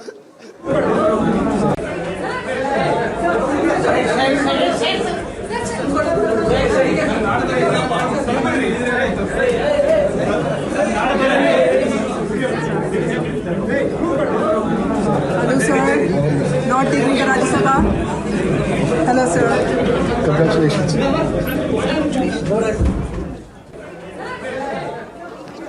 Vasudha, talk to us a little bit about what's going to happen in Delhi now. Once he lands, he's going to be meeting any leader today, or it's all meant for tomorrow? What's going to happen in Delhi? I'm told that he wants to meet Rahul Gandhi, and Deepak can confirm if that's true or not. But I'm told that Rahul Gandhi may or may not meet him, because he also had Rahul Gandhi is busy talking about Dharmendra Pradhan, and he has a meeting with Punjab leaders tomorrow. So Rahul Gandhi has made it very clear that this is a chapter that's done and dusted. Now he wants to focus on other things. He's in that fast decision-making mode, and I probably think he's called a meeting of Punjab leaders tomorrow. So that's going to be an important task cut out for him. But Siddaramaiah, of course, is going to meet KC Venugopal, is what I understand. Maybe a meeting with Mallikarjun Kharge is possible. What I'm told is that he's going to convey his decision to KC Venugopal and also talk about the other deliberations that are very important to the nature and character of the next cabinet that's going to be put in place, because he also wants to make it clear that it's an Ahinda face, and the legacy that he leaves behind cannot be completely subsumed into something that DK Shivakumar wants. He wants his key people to be accommodated in key portfolios, and that is something that he's going to negotiate. Deepak, any more clarity on swearing in? The 2-3 dates during the rounds, Saturday, Sunday, Monday, anything? We've been talking about this shift because the governor now is going to be occupied with the vice president. That's automatically not going to allow for an oath taking to happen very smoothly. We can't have clarity on that till we have clarity on the CLP. No, meeting. CLP can happen anytime is what they've said. But now with Siddaramaiah not here, that again is going to get delayed at least tomorrow or day after. Tomorrow he returns. CLP will mean calling MLAs, arranging for everything to be there. But it's a matter of a few hours, because Karnataka, from any district, you can make it overnight. So, and there are flights connecting most of the district or at least nearby districts. So I'm expecting the CLP meeting shift in about 48 hours. Yeah. And then the oath taking maybe 24 to 48 hours later. So we are looking at a window between Sunday and Monday. Monday in all likelihood. But again, Mr. DK Shivakumar is somebody who's extremely religious. He believes in a lot of astrology. He believes in auspicious times. He will take the suggestions of his religious heads. All of them combined will tell him this is an auspicious time, this is an auspicious date, and you can rest assured that's going to happen only during that window. And now that you're not going to have any sort of suspense when it comes to whether or not he is the face, everything, the roadmap is clear for him. There is no other surprise dark horses anymore that he needs to worry about. Yeah. So that's where the ease and the comfort really for him comes in. So we're expecting this to happen by Sunday or Monday shift. But in Delhi, we were just talking about that. The Chief Minister, time and again when he talks about Delhi, for him it's Rahul Gandhi, and he'll be again insisting that he gets an audience with him out of respect. Even though Rahul Gandhi could be busy, I'm told that there could be some time that could be given to him, even if it's brief. I'm sure. But deeper negotiations as far as cabinet or who he wants in the cabinet, this of course Mr. KC Venugopal is going to be handling. This is what I'm picking up, Shiv. Let's get Bhavya. I saw Bhavya around here just behind us. We're going to try and bring her in and have a quick chat with her. Yeah. Yeah, young Congress leader Bhavya Narasimhamurthy, we'll bring her in and have a chat with her as well. She was in the press conference as well, yeah. No, I was just going to make a point to you guys in the sense that the procedure is going to be the next CLP meeting. Now, I'm telling you, Shiv, repeatedly, the resignation's over and now the conversations will begin in terms of negotiation. Go ahead, Bhavya. First impressions from that press conference. Emotional for everyone? Of course. A man who has been one of the tallest leaders, is the tallest leader of Karnataka, who has broken all the past records in being a very able administrator, someone so committed to social justice. The way he was like narrating with numbers, the facts, they're always on his fingertips. This is not the first time. It's not like this is the first time he's doing that, you know. He submitted like 16 budgets and more than my party, he was a leader for the whole state. His vision, his commitment to social justice, socialism, it was completely evident in his speech today, the way he spoke. Yeah, it was big takeaway, Bhavya, is that he's not moving to Delhi. He wants to stay here, complete his terms in MLA, and he remains in active politics. Yes. You know, lots of people have been saying, is this his retirement? He made that very clear. He's got a lot of politics left. Of course, he's one of the most relevant. He will be one of the most relevant politicians in Karnataka, and across the party. In fact, it's not just Congress party, because the revolutionary policies that he has brought in Karnataka. You know, the three things he said in his press meet: Nela, Jala, Bhashe. My land, water, and my language. His commitment to this whole thing has always been very evident in his administration. And people can actually connect with him. Yeah. So there is no end to, I'm seeing this media saying end to Siddaramaiah era and all that. Yeah. Not us for sure. Thank you for that. There's just one question. I'm not saying it's an end to Siddaramaiah era. It's an end to his chief ministership at the moment. And he's not going to be somebody who can be contained. And that's an argument we've been putting across the board. What I want to know is that there is a sense that in the last 3 years, the work of the government and the optics is dominated by this power struggle. There's a sense of lethargy, administrative lethargy, and the Siddaramaiah second term was not as good as the first term for somebody who's seen both terms. I'm just asking you a simple question. What's the course correction for the Congress in the next 2 years? What do you believe are going to be the key course correction? Because a change of guard is a course correction. Yes, what you said, you have witnessed his previous administration from 2013 to 18 and now 2023 to till now. But then the problem with both the optics that you spoke about was mostly because the BJP, instead of thinking about people of Karnataka and questioning the government on its work, they kept talking about the leadership only. They're only caring about the Congress party and what is happening inside the party instead of caring about the people. So it's obvious that the media will pick up those things, right? If they had questioned the governance, then you would have surely seen how amazing our government was. It was all a narrative that's set by BJP, about the leadership. Oh, this is going to happen, that is going to happen, this government won't survive. But you saw with so much grace the powers transition just happened. So yeah, it's just about that. Otherwise, Siddaramaiah... There is a suggestion, Bhavya, and you can take this, about Siddaramaiah remaining in Karnataka means there will still be dual power centers. Is that a fair assessment, or you say, let's see how it goes? Today, even in the cabinet meeting, he actually said, support the chief minister, the next chief minister, just like how you supported me. So what's the whole point? They're going to work as one power circle, like one power point, and there won't be any dual. How is the Congress looking forward to DK Shivakumar's leadership and as chief minister? 2 years to go for the next election. High Command has kept a lot of confidence in his leadership and his contribution to the party for the past many years. I'm sure he'll do a very good job, and the government will be. There will be a good government, definitely. Thank you very much. Thanks very much. So, Siddaramaiah, the outgoing Chief Minister of Karnataka, is headed to Delhi now. He'll be landing there at about 6:37 this evening. Meetings are lined up tomorrow with the High Command, KC Venugopal and Mallikarjun Kharge, and then others. We don't have a confirmation yet about a meeting with Rahul Gandhi, but that is expected to happen at some point tomorrow. Rahul Gandhi is pretty busy with other work, but I don't think he can dodge a meeting with Siddaramaiah at this point of time. But we've got some breaking news coming in right now. Congress General Secretary and Karnataka in charge, Randeep Singh Surjewala, is accompanying Chief Minister Siddaramaiah to Delhi. So lots of flights, Vasudha, flying to and fro. between Bengaluru and Delhi. Randeep Singh Surjewala obviously accompanying Siddaramaiah on his way. Randeep is an interesting figure, well known to the national media, as a man about the Congress in Delhi.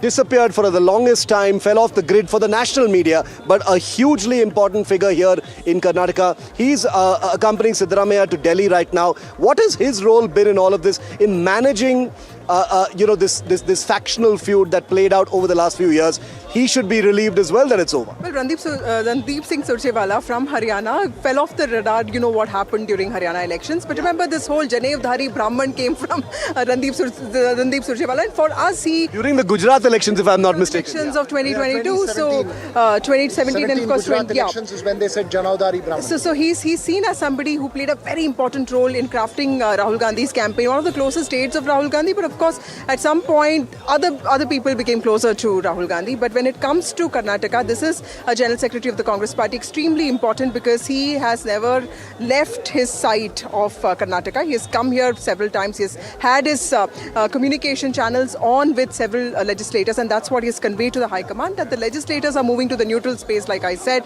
The loyalty sheen is off, and I'm told that he was also very upset with the fact that the deal, the promise was not kept, which is why he was also one of the people who shared his disappointment with that. And of course, he's also been able to convince Rahul Gandhi to reassure Siddaramaiah that he needs to step down for the state to be reoriented. Okay, very important that just as Siddaramaiah gets set to take off for Delhi, he's put out an emotional post on social media, and I want to read out that full post for our viewers. Today, I went to the Raj Bhavan and submitted my resignation letter as Chief Minister to the Governor's special officers in his absence. Born and raised in a village, I never even dreamed that one day I would become the ruler, minister, leader of the opposition, and twice the chief minister of this state. The fulfillment of such a grand dream is thanks to Baba Sahib Ambedkar's constitution. Buddha, Basava, Baba Sahib and Mahatma Gandhi are my ideals.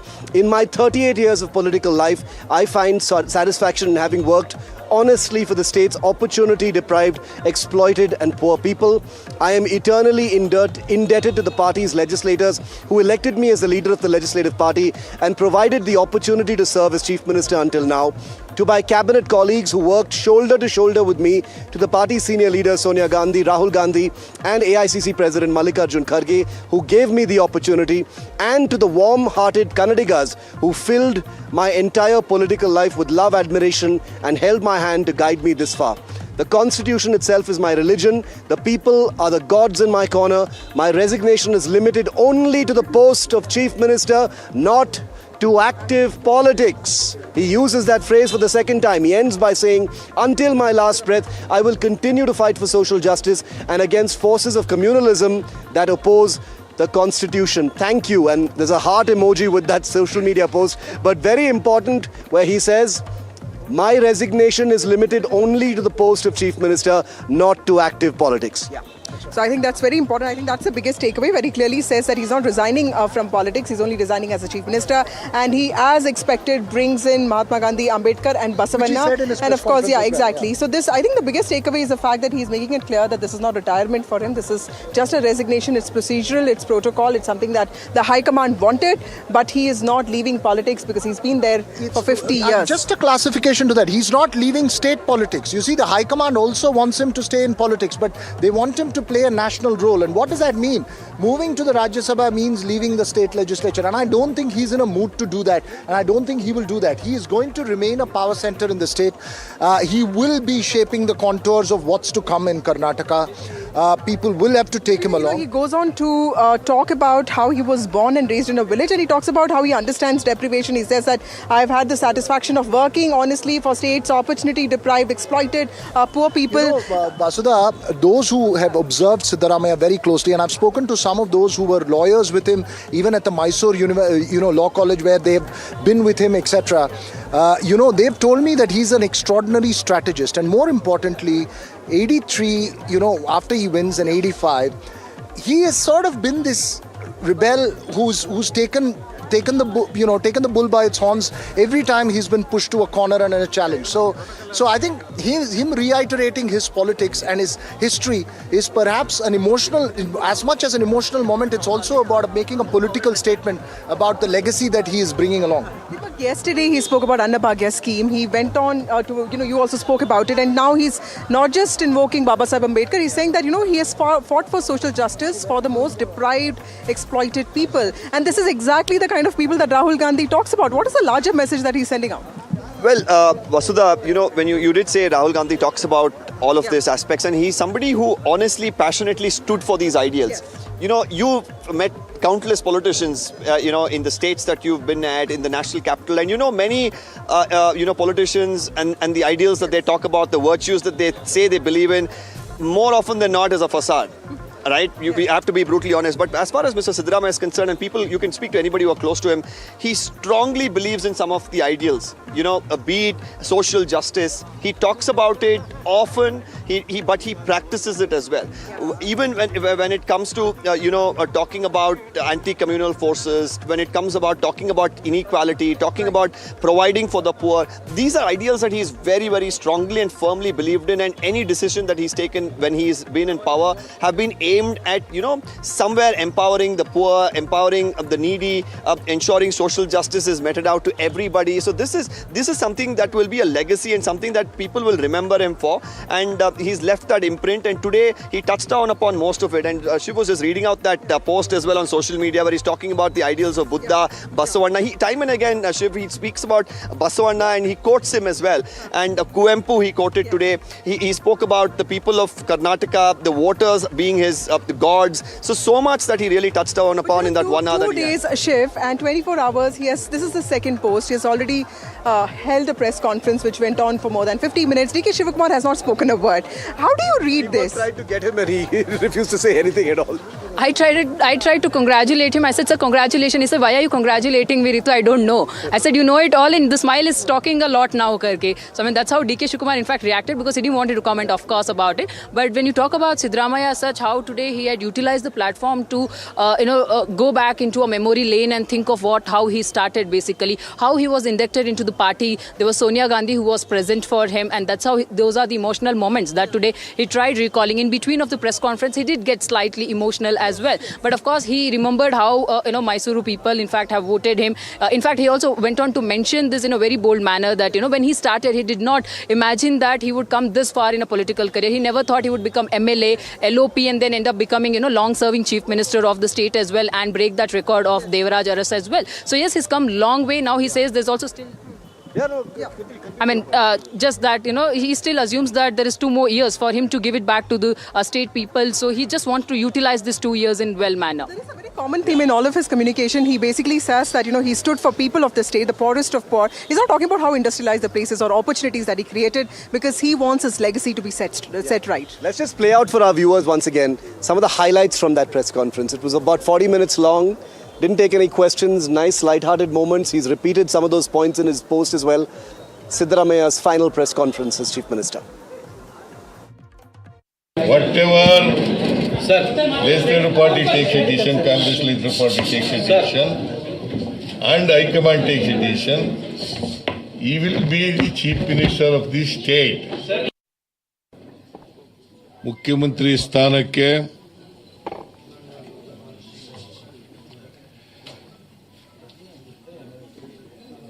ರಾಜ್ಯಪಾಲರ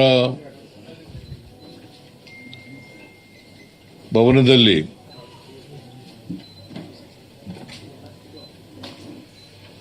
ರಾಜೀನಾಮೆಯನ್ನು ಸಲ್ಲಿಸಿದ್ದೇನೆ.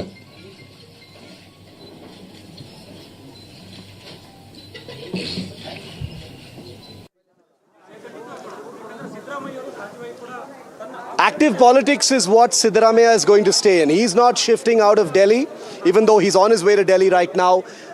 He's going to be staying in state politics. He's going to be active, and there is no question of his retirement just yet. That's the biggest takeaway from his press conference and his post. Take a look at why it's difficult to bench Siddaramaiah. When the Congress High Command decided it was time for a change in Karnataka, it offered him Delhi, a Rajya Sabha seat and a national role. Because this is a man you don't push out, you negotiate with. Siddaramaiah is not just any Congress Chief Minister, he is a leader with mass connect, built over decades cutting across castes, communities, and generations of Karnataka politics.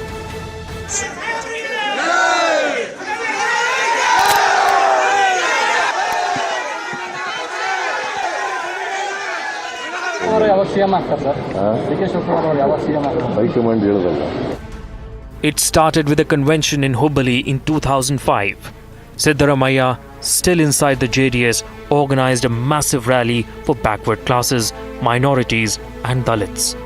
While it widened his rift with H.D. Devegowda and eventually cost him his place in the party. But what looked like a political setback became his masterstroke. He brought the Ahinda coalition into Congress and rebuilt the party's social base from the ground up. Hailing from the Kurba community, just 7% of Karnataka's population, Siddaramaiah became the voice of a constituency far larger than his own caste. Our party is committed to social justice. See, we have to take an decision to do justice to all communities among scheduled castes. Siddaramaiah's politics was never about caste. It was about delivery. Welfare schemes that reached kitchens, bus stops, and farmlands across Karnataka. In his first term, the Bhagya umbrella built him a pro-poor identity. In his second, 5 guarantee schemes reinforced it. Today, more than 80 MLAs in the Congress legislature party are reportedly loyal to Siddaramaiah. That is not sentiment, that is structural power. And it is precisely why the High Command has spent 3 years walking a tightrope. Then there is a Yediyurappa example, a cautionary tale that Congress watched from the front row. When the BJP eased out B.S. Yediyurappa in 2021, it didn't just lose a leader. Many in Karnataka believe it began losing a section of Lingayat voters too. And the Congress must not forget, when Siddaramaiah left the JDS, he didn't just walk out. He took the backward class vote bank with him. And the JDS never fully recovered that social breadth. The Congress has no intention of being on the receiving end of that history repeating itself. The Congress's offer of a Rajya Sabha seat is not a consolation prize. It is a calculated repositioning.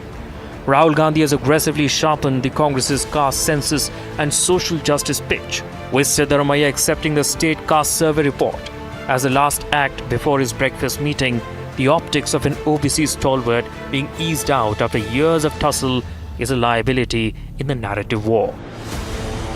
For the national campaign, Siddaramaiah is now an asset to be deployed. Karnataka's longest-serving chief minister didn't rise through inheritance or dynasty, but through decades of patient coalition building, welfare politics, and an instinct for the pulse of communities. The Congress may want to write the next chapter in Karnataka, but Siddaramaiah will not be written out of it. Bureau Report, NDTV.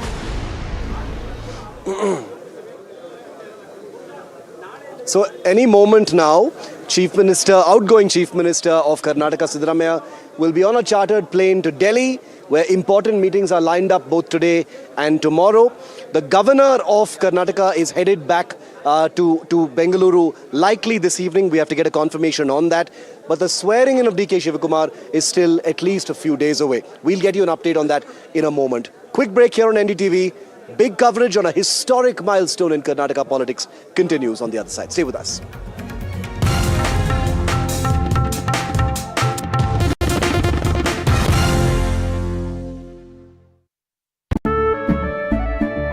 केसरिया से मन जोगी हुआ रे दिल झूमे देखो मतवारा हुआ रे केसरिया से मन जोगी हुआ हर पल मनाओ केसरी त्योहार विमल बोलो जुबान Kesari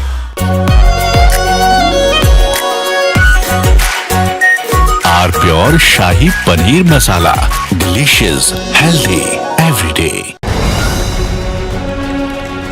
From the heart of the newsroom to the core of the stories shaping your world.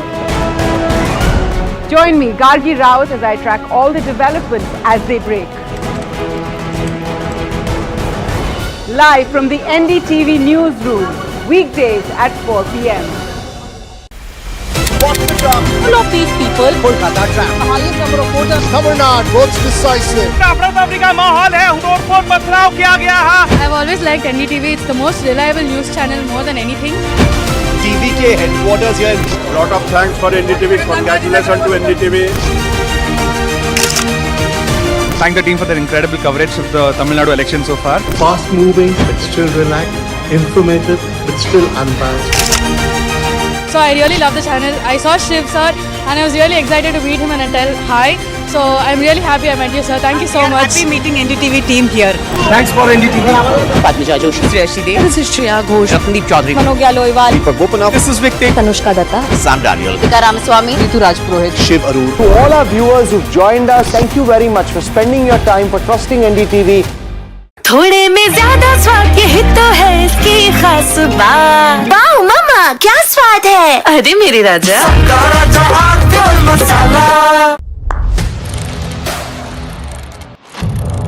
What seems settled for me is unfinished business. So I rewind, I pause, I reflect, I dig until what's buried stands up to be counted. Breaking ground, not just headlines, the meaning behind them. This is Breaking Ground with me, Vedika Sood.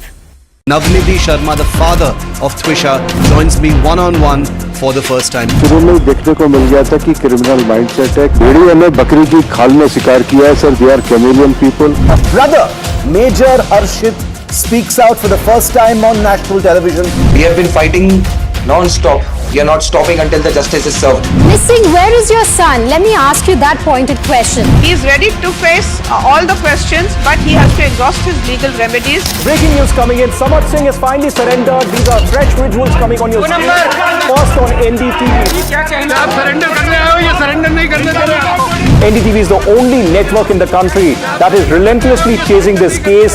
Joining us live now for the first time is Nagendra Singh, senior advocate, appearing for Samarth Singh. The girl has gone because of the pressure created by her own parents. These are difficult circumstances, but the hard questions still need to be asked.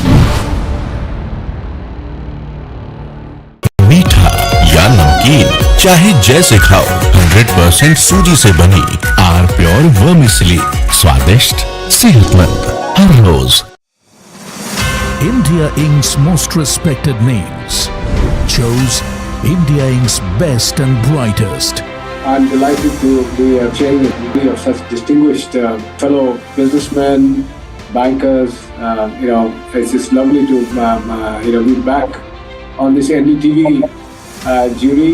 I have been a fan of NDTV for a long time. Many of the nominees are extremely close together in terms.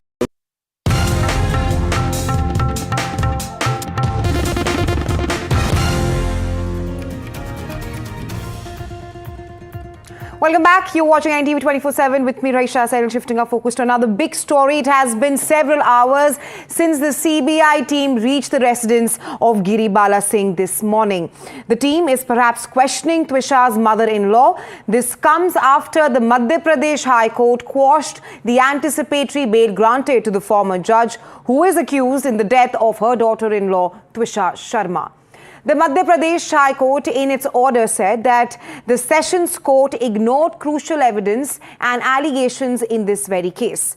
Twisha's father has hailed this cancellation of the anticipatory bail plea of the mother-in-law, Giri Bala Singh, and further expressed confidence in the CBI probe. The CBI may arrest Giri Bala Singh in the case.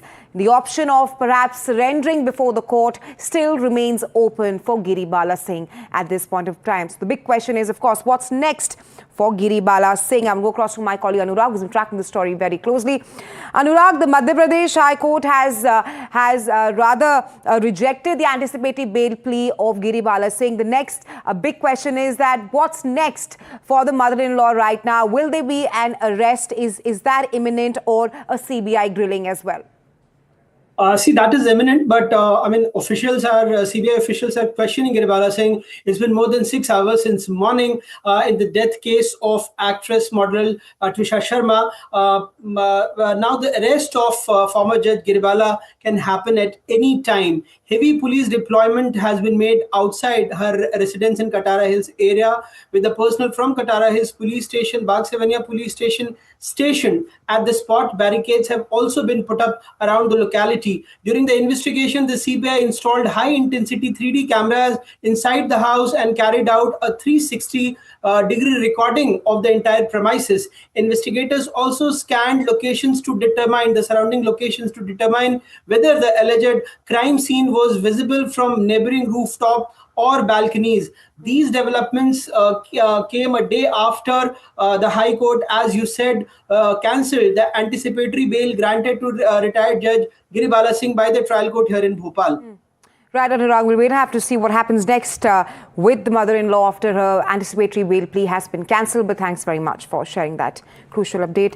On that note, we slip into a very short break. Come right back. News and updates continues here on NDTV 24/7.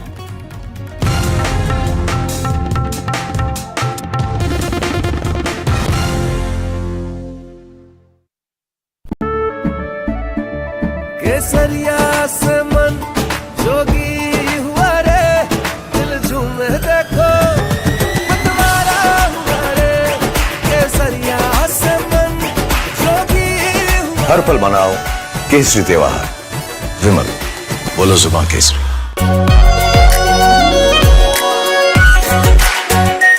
Are pure shahi paneer masala, delicious, healthy everyday. From the heart of the newsroom to the core of the stories shaping your world. Join me, Gargi Raut, as I track all the developments as they break. Live from the NDTV newsroom, weekdays at 4 p.m. Full of these people, Kolkata trap. The highest number of voters. Tamil Nadu votes decisive. अफरा-तफरी का माहौल है, तोड़-फोड़ पथराव किया गया है। I've always liked NDTV. It's the most reliable news channel more than anything. TVK headquarters here. Lot of thanks for NDTV. Congratulations to NDTV. Thank the team for their incredible coverage of the Tamil Nadu election so far. Fast moving but still relaxed, informative but still unbiased. So I really love the channel. I saw Shiv sir and I was really excited to meet him and tell hi. So I'm really happy I met you, sir. Thank you so much. Happy meeting NDTV team here. Thanks for NDTV. Padmija Joshi, Sriyashi Dev. This is Shreya Ghosh. Ramandeep Chaudhary. Manogya Loiwal. Deepak Bopanath. This is Victor. Tanushka Datta. Sam Daniel. Tika Ramaswamy. Ritu Rajpurohit. Shiv Arur. To all our viewers who've joined us, thank you very much for spending your time, for trusting NDTV. थोड़े में ज्यादा स्वाद यही तो है इसकी खास बात। वाओ मामा क्या स्वाद है, अरे मेरे राजा।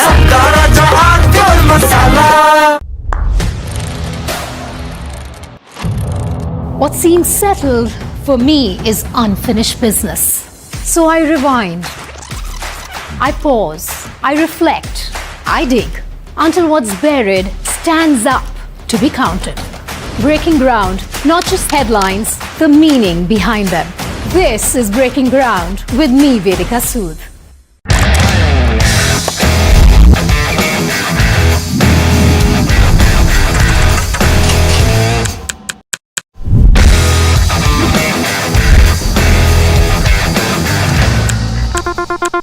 मीठा या नमकीन, चाहे जैसे खाओ, 100% सूजी से बनी आर प्योर वर्मिसेली, स्वादिष्ट, सेहतमंद, हर रोज।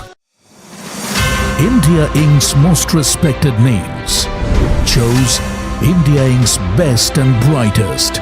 I'm delighted to be chairing of such distinguished fellow businessmen, bankers. It's just lovely to be back on this NDTV jury. I have been a fan of NDTV for a long time. Many of the nominees are extremely close together in terms of what they've done. Gender parity to be reflected while we choose leadership as well. It's also important that how they are reshaping the industries. We got a fantastic jury and we've left all decisions to the wisdom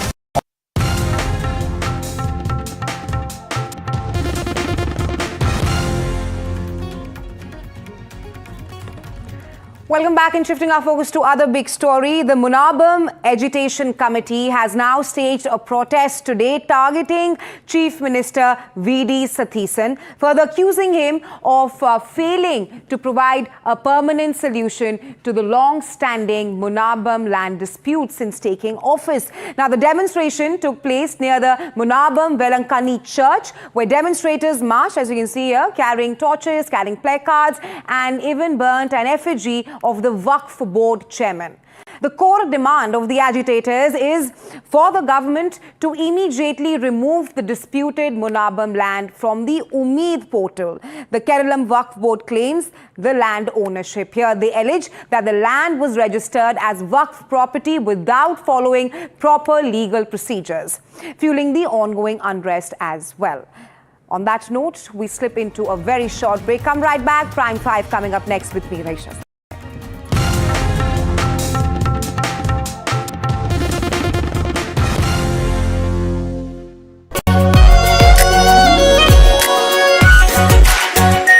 Our pure Shahi Paneer Masala. Delicious, healthy, every day. Straight from the heart of the newsroom to the core of the stories shaping your world. Join me, Gargi Raut, as I track all the developments as they break.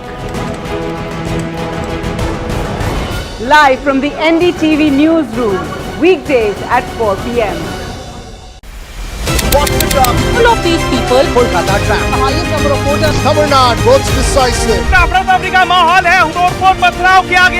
I've always liked NDTV. It's the most reliable news channel more than anything. TVK headquarters here. A lot of thanks for NDTV. Congratulations to NDTV. Thank the team for their incredible coverage of the Tamil Nadu election so far. Fast moving, but still relaxed. Informative, but still unbiased. So I really love the channel. I saw Shiv sir and I was really excited to meet him and tell hi. So I'm really happy I met you, sir. Thank you so much. Happy meeting NDTV team here. Thanks for NDTV. Padmija Joshi. This is Shreya Ghosh. Sandeep Chaudhary. Manogya Loiwal. This is Victor. Tanushka Datta. Sam Daniel. Dika Ramaswamy. Ritu Rajpurohit. Shiv Arun. To all our viewers who've joined us, thank you very much for spending your time, for trusting NDTV. थोड़े में ज्यादा स्वाद यही तो है इसकी खास बात। वाओ मामा क्या स्वाद है, अरे मेरे राजा।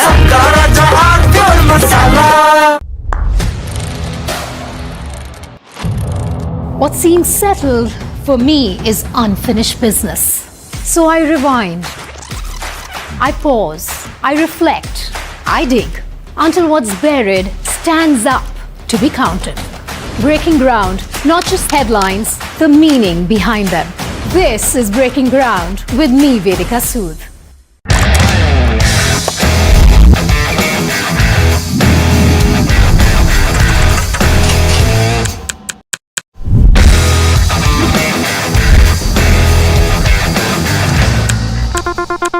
मीठा या नमकीन, चाहे जैसे खाओ, 100% सूजी से बनी आर प्योर वर्मिसली, स्वादिष्ट, सेहतमंद, हर रोज।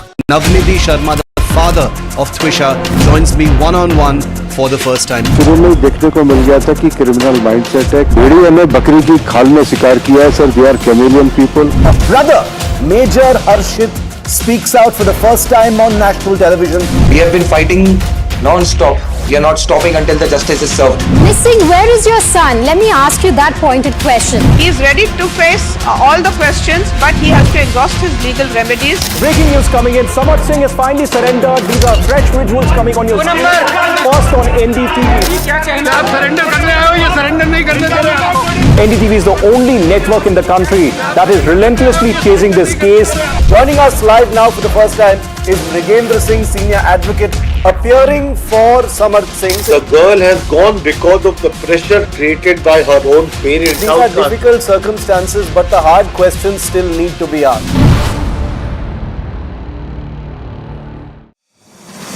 India Inc.'s most respected names chose India Inc.'s best and brightest. I'm delighted to be chairing of such distinguished fellow businessmen, bankers. It's just lovely to be back on this NDTV jury. I have been a fan of NDTV for a long time. Many of the nominees are extremely close together in terms of what they've done. Gender parity to be reflected while we choose leadership as well. It's also important that how they are reshaping the industries.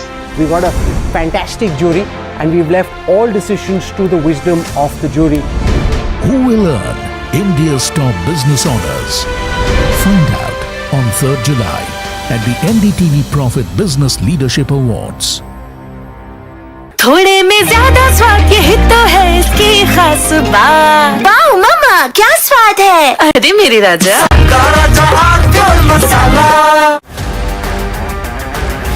The results with the BJP winning more than 200 seats clearly answer those questions. Our teams on the ground, in the studios, in the newsroom, will keep tracking every twist. We try to stay away from the noise, try to use the election analytics to bring the coverage together for you. 90% voting is not common. That's 140 elections with less than 70%. Tuvendu Adhikari leading at this moment. 5 states, 824 assembly seats. An election that felt more like a war. Again going to shift focus to West Bengal, bring in our colleagues from the ground as well. We've got some breaking news just coming in. Kanchan Gupta to wear this morning. Green was not one of them. Kanchanda, what's going on here? Khela hobe. Vijay is finishing off every existing political force. This holds, Pradeep Gupta will be dancing.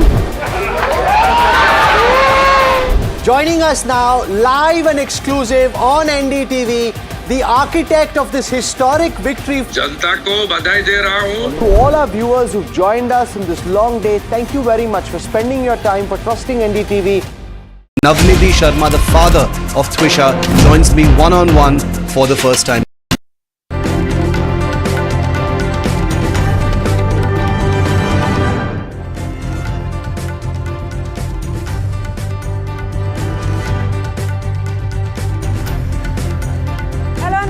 Watching Prime 5 with me, Raisha Sehgal, and the biggest story of is an end of Game of Thrones in Karnataka after Siddaramaiah has tendered his resignation as the Chief Minister of Karnataka, making way for DKS, who is now the new CM of Karnataka. On the show, we'll take you through the key highlights of that resignation as well and what's next for Siddaramaiah as he continues to stay in Karnataka. Also on the show, we shift our focus to the global lens. US-Iran yet again trade strikes. This is the second strike in the last 3 days by the United States of America against Iran. Where does this leave the fragile truce and what's next of the ongoing war in Iran? We'll be tracking that and lots more lined up for you on Prime 5 today. But first, a quick check on the headlines.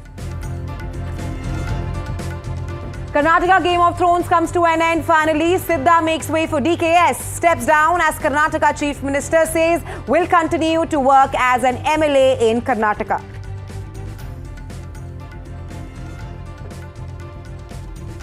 Siddaramaiah confirms that he will not be moving to Rajya Sabha as he does not have interest in national politics. This comes after reports suggested Congress High Command offered Siddaramaiah Rajya Sabha seat.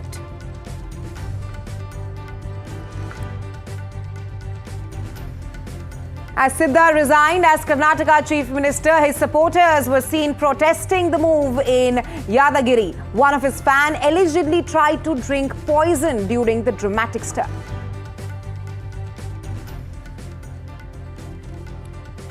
Inside track on DKS's oath-taking. DK camp sources say he's set to take oath as Chief Minister on Monday. CLP formalities in 2 days.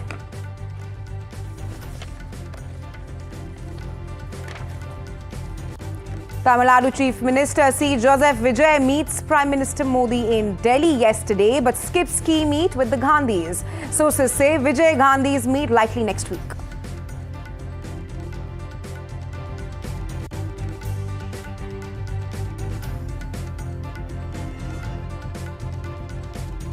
Presented by Canara Bank. Together we can.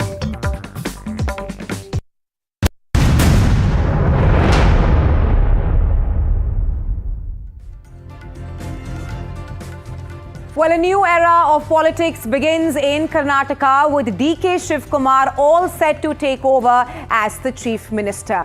In an emotional briefing earlier today, Siddaramaiah announced his resignation, saying that he has submitted his letter to the governor's office. He is perhaps the longest serving chief minister of Karnataka. Also said that he comes from a rural background and he never dreamt that the son of a farmer would become a two-time chief minister, two-time LOP and MLA in the state.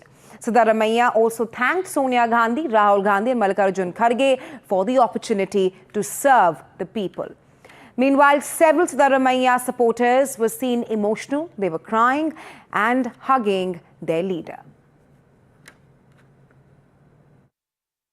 Whatever Legislative Party takes a decision, Congress Legislative Party takes a decision, and High Command takes a decision, he will be the Chief Minister of the state. Mukhyamantri ಸ್ಥಾನಕ್ಕೆ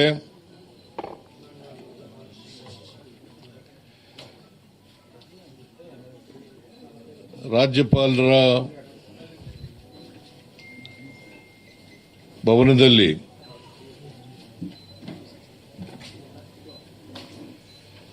ರಾಜೀನಾಮೆಯನ್ನು ಸಲ್ಲಿಸಿದ್ದೇನೆ.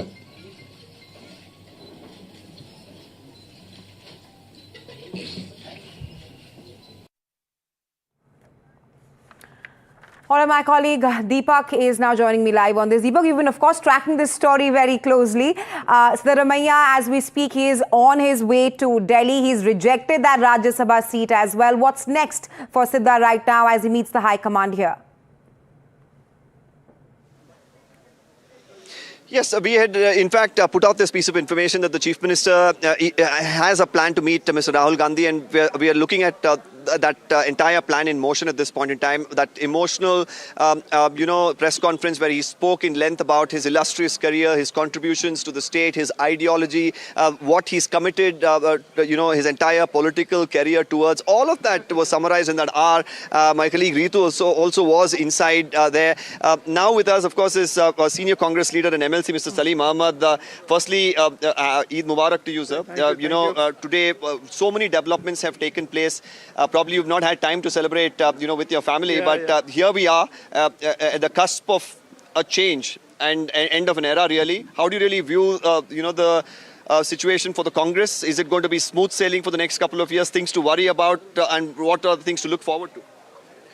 No, Congress is a party with discipline. Party leaders always takes direction from the party high command. Mr. Siddaramaiah has been telling from the last 6 months, when the media used to ask what's happening, the change of guard, he told one thing: party high command will take a call. When Rahul Gandhi calls me, Kharge calls me, and whatever direction they give, I will follow. Nobody was ready to believe. Every day they used to ask. No, recently, 48 hours early, he met the party high command. Party high command had to give him some views. And next 48 hours, today he resigned. And whatever, he's a man of commitment and integrity, Siddaramaiah. See, last 3 years, the guarantees which were announced by him and DK Shivakumar, that was implemented.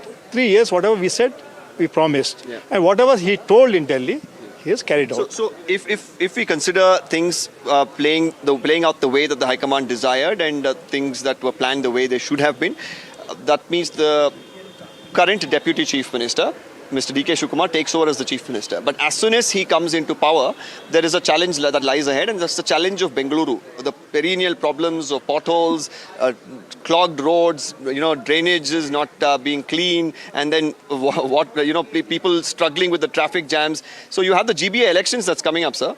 So that's one of the issues I want to talk to you about. But immediate concern is, how are you going to form this cabinet ahead of the GBA elections? You're going to need a new Bangalore Development Minister, probably, or the Chief Minister probably desires to keep that. Tell us a little about that. How is that strategy going to work out? First, you asked me about the GBA.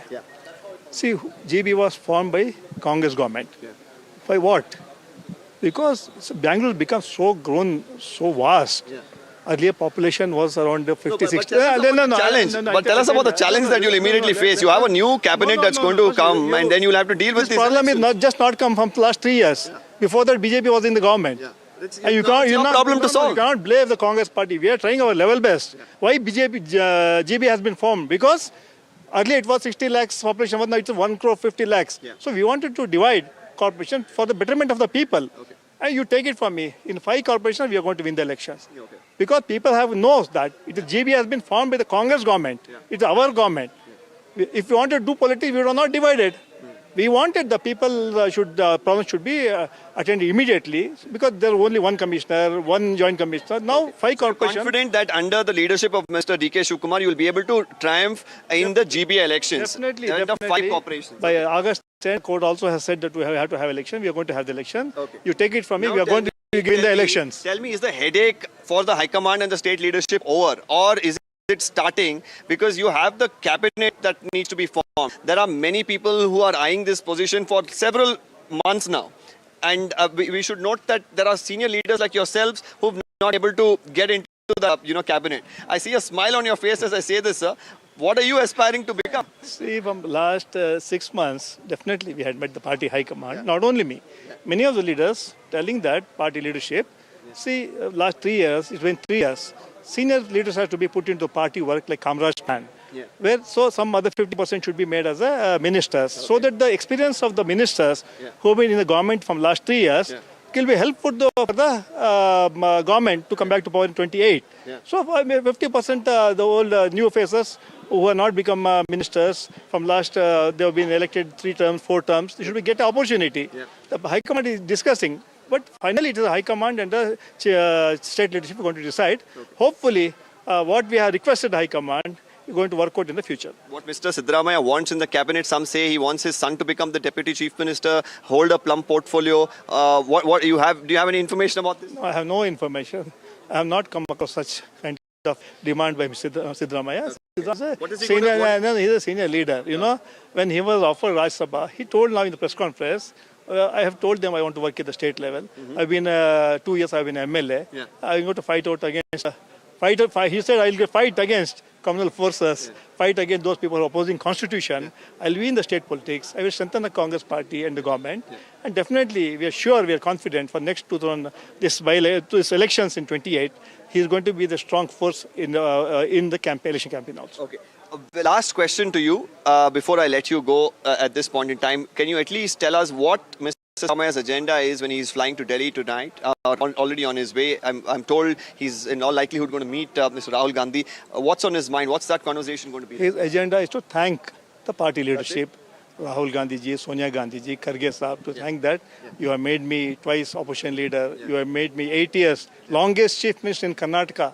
He has broken all records. So he has given, and after coming from JDS, the party has given him a lot of strength, a lot of power. To thank, he has gone to Delhi, not to ask for anything. Okay. Thank you so much for speaking to us, Mr. Salim Ahmed, and wishing you the best and Eid Mubarak once again. Thank you. Well, that was a senior Congress leader telling us that Mr. Siddaramaiah has just gone to Delhi to thank the leadership. Says nothing really on his mind or demands that he's put forth. Ritu has also been with us. She's been covering the press conference of the Chief Minister. Ritu, the action shifting to Delhi, but it's soon going to come back here. What are you picking up as far as the Deputy Chief Minister? Right now, Deputy Chief Minister, to be Chief Minister, Mr. DK Shivakumar, what is his location at the moment? What's happening on that front? I just learned that DK Shivakumar apparently is at his residence itself. I'm also learning that anytime we might be seeing him going to Ajaya Mutt as well, which has been very close to his heart when we talk about his personal life crisis, or for that matter political career related crisis as well. We have always seen him visiting that mutt. So yes, all eyes on it now, because further steps of DK Shivakumar will largely depend on what will be be said to him during this interaction with the saint at the mutt as well, because we have largely seen him following what's been given to him as in direction forms from the saint itself. So yes, with that, now all action in Bengaluru, we will have to be looking at what DK Shivakumar's further moves would be, since the Siddaramaiah will remain to be now in Delhi. Now the kind of talks that he's going to have it with Rahul Gandhi as well. So yes, a lot more there. Now whole of picture, you see, according to me, is when that the CLP would be called. Absolutely, and you were very close to where Siddaramaiah was when he was addressing that press conference. He had that candid moment with the reporters like yourself who were inside. When he's in a good mood, he has great camaraderie with everyone around him, especially with the media. Today was an emotional moment, I'm sure. You have seen him over the years. Tell us how those moments were when the Chief Minister was inside that press conference room, ready to announce to the entire country that he's ready to step down.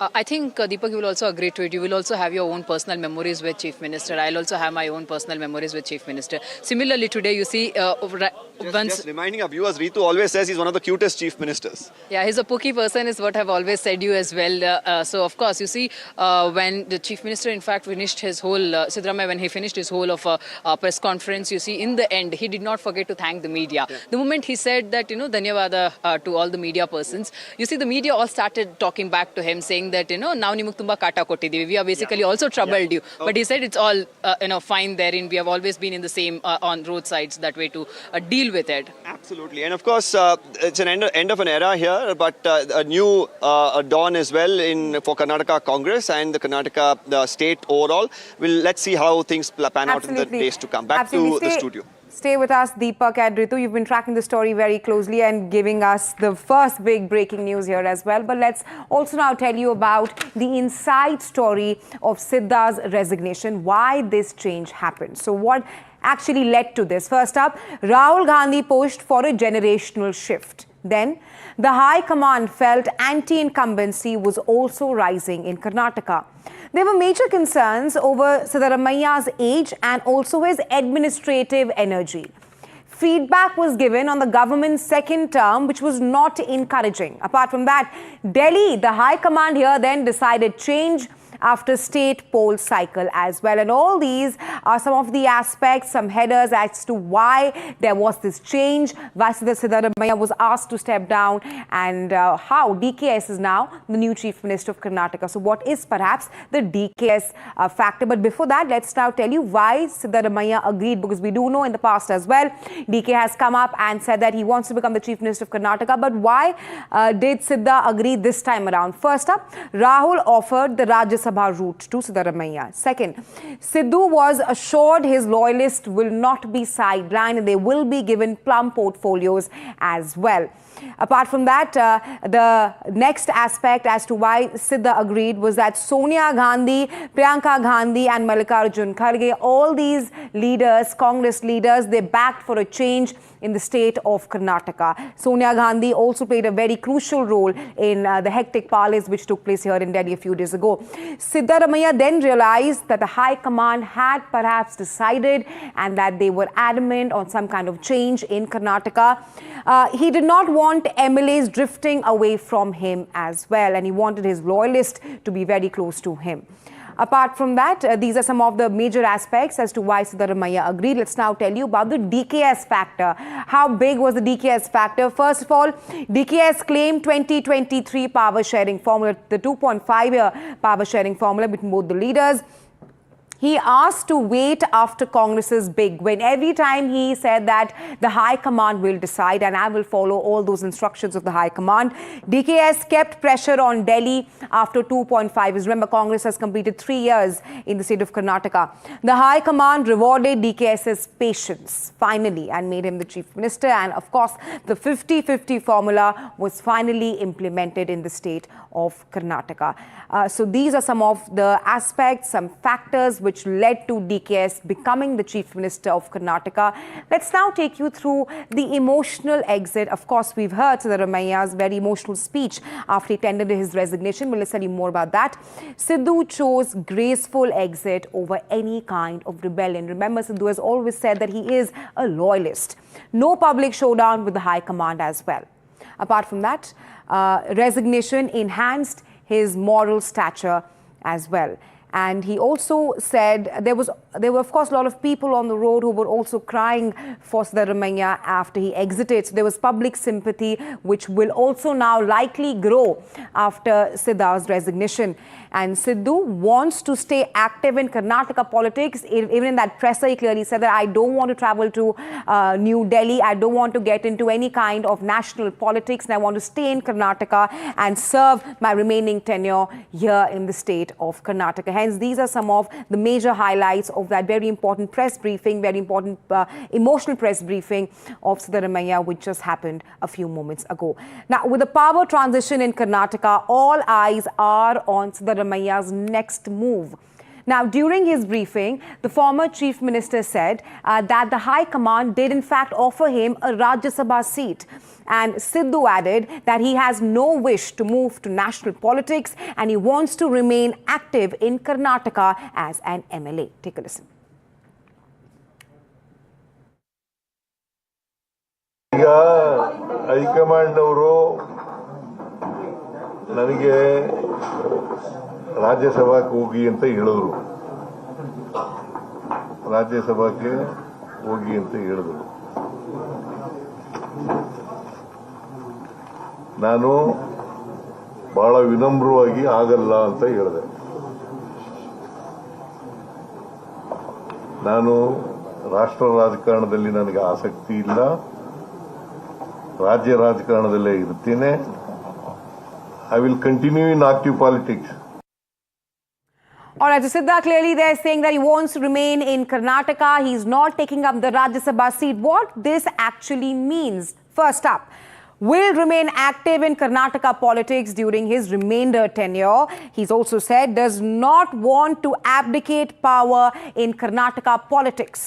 Will consolidate a Hinda base in the state. Apart from that, preserves bargaining room amid power transition in the state of Karnataka. Amid all of this, all eyes are now set on the new cabinet of the new Chief Minister of Karnataka, DK Shivakumar, as both Rahul Gandhi and Siddaramaiah have their own set of demands and directives. As per sources, deliberations have moved on the deputy CMs and how many. Both the factions want at least 3 deputy CMs, while High Command will take the final call. Leaders close to Sidda are likely to be given important responsibilities and plum portfolios in his government. More leaders from backward, Dalit and minority communities may join the cabinet as well. Sources also say that Sidda wants to protect his loyalists if a cabinet reshuffle were to take place, further demanding deputy CM posts for his close aides and a plum post for his son Yatindra. Meanwhile, sources have told NDTV that Rahul Gandhi has sent a set of key directives for the new cabinet to be formed. All right, moving on, let's now tell you about the politics which has erupted in the state of Karnataka after Siddaramaiah tendered his resignation after he stepped down as the Chief Minister.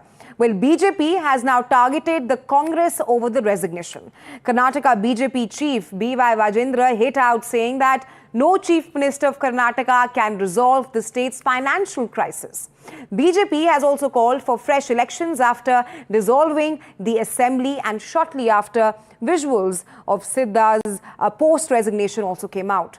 Well, more BJP leaders said that the ex-CM looked visibly sad and that in Congress, money overshadows popularity.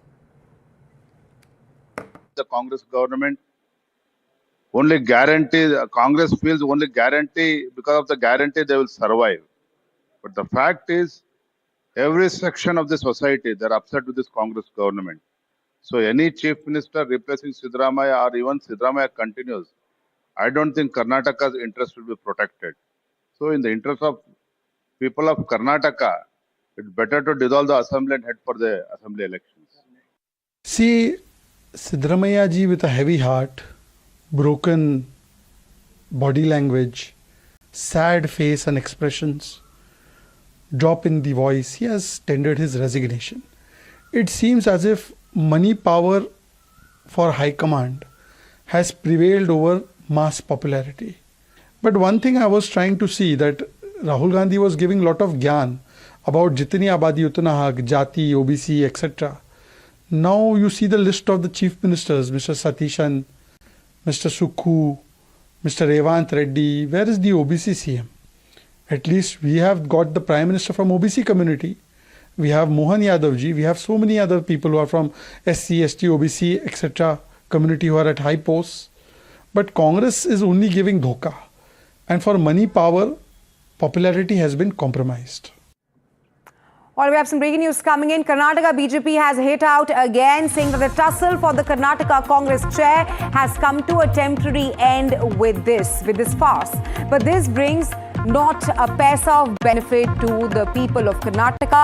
The 3 years of the Congress government in Karnataka's achievement means misuse of Dalit funds, loot of Valmiki Corporation money, a cap for the youth, a noose for the farmers, price hikes for the common people, and thrusting a debt mountain onto Karnataka, completely stalling Karnataka's development. They've spent 3 years wallowing on collection, corruption, commission, and now they've taken a brief breather called resignation.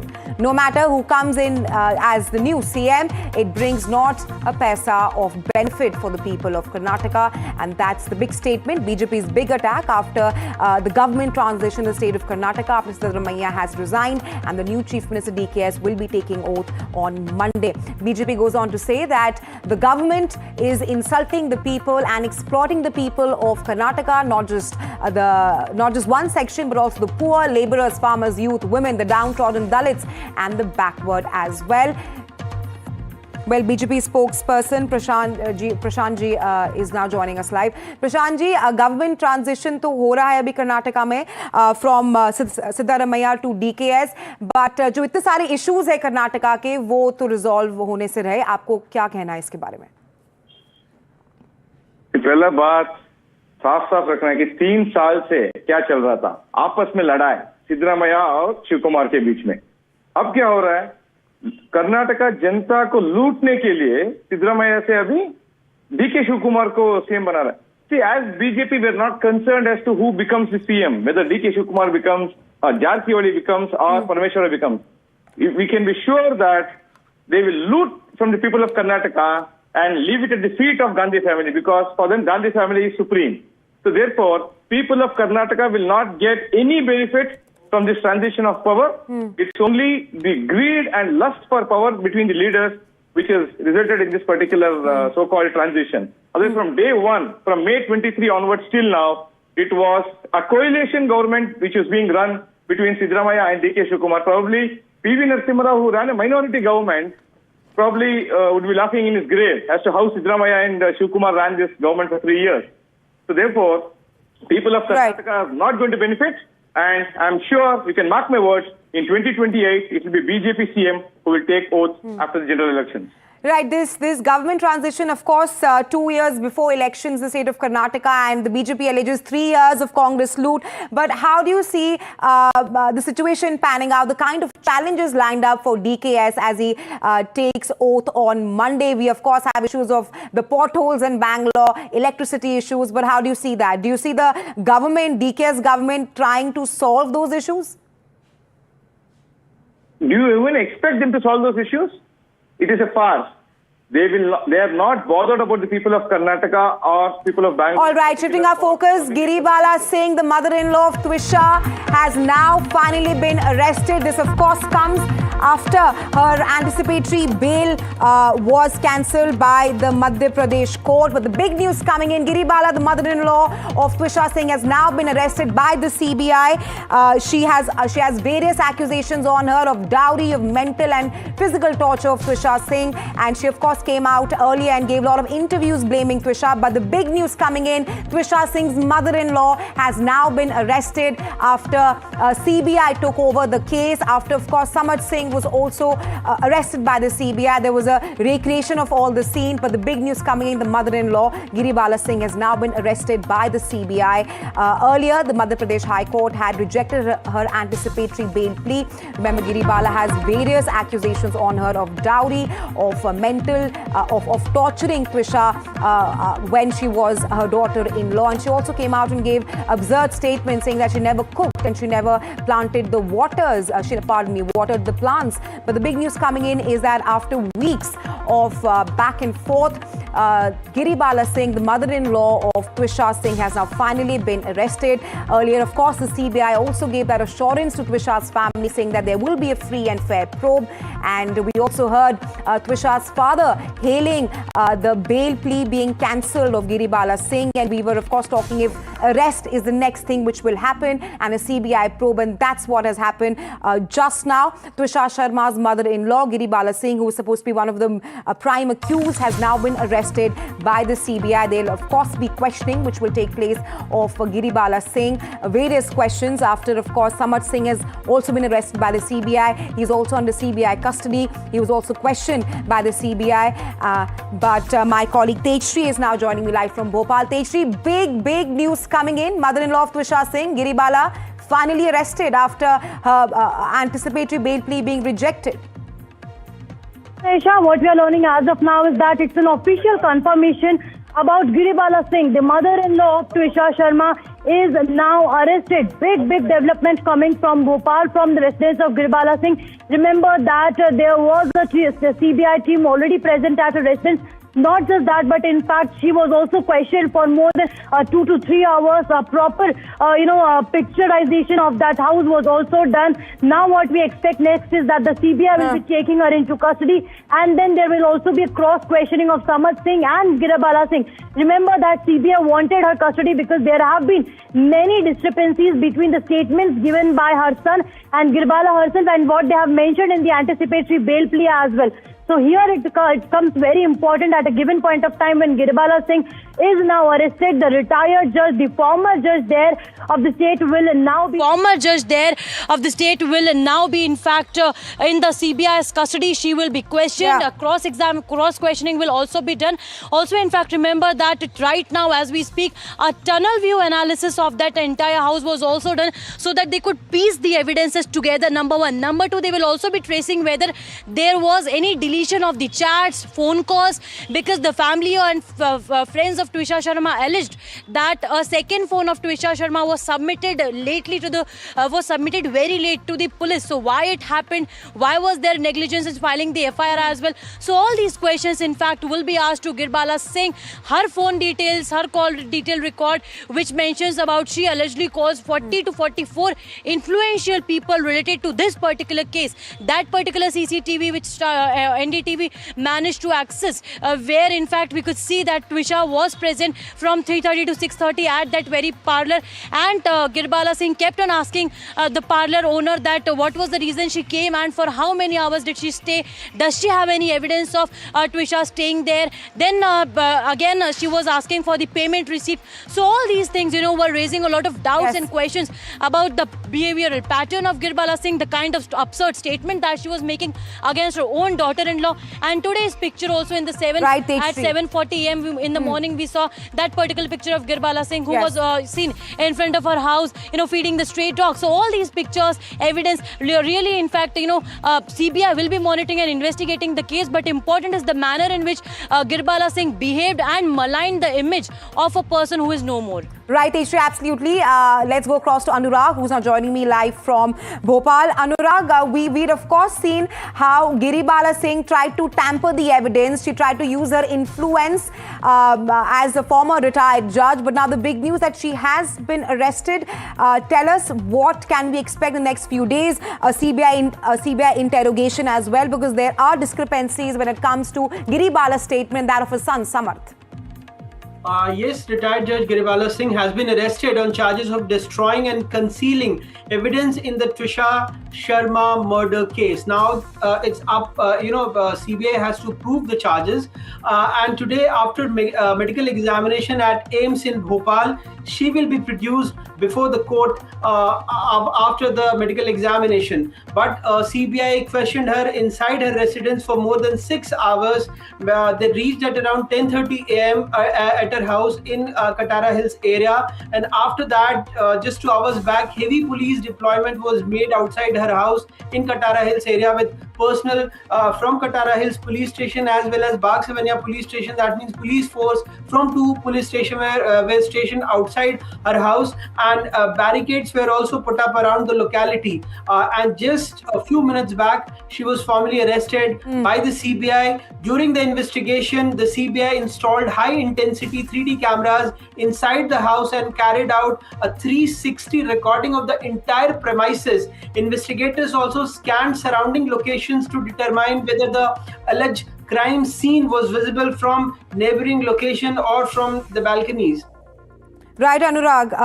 Let's get Tejshri into this conversation as well. Tejshri, Giribala, the mother-in-law, has now finally been arrested after Twisha was found dead on May 12th after almost a fortnight on charges of destroying and concealing evidence. She, of course, has allegations of dowry harassment as well. But tell us more about what we can expect in the next few days with both the mother-in-law and the son arrested by the CBI. We do know that the CBI had given assurance to Twisha's family as well, saying that there will be a free and fair probe, and does look like that this is going in that very direction.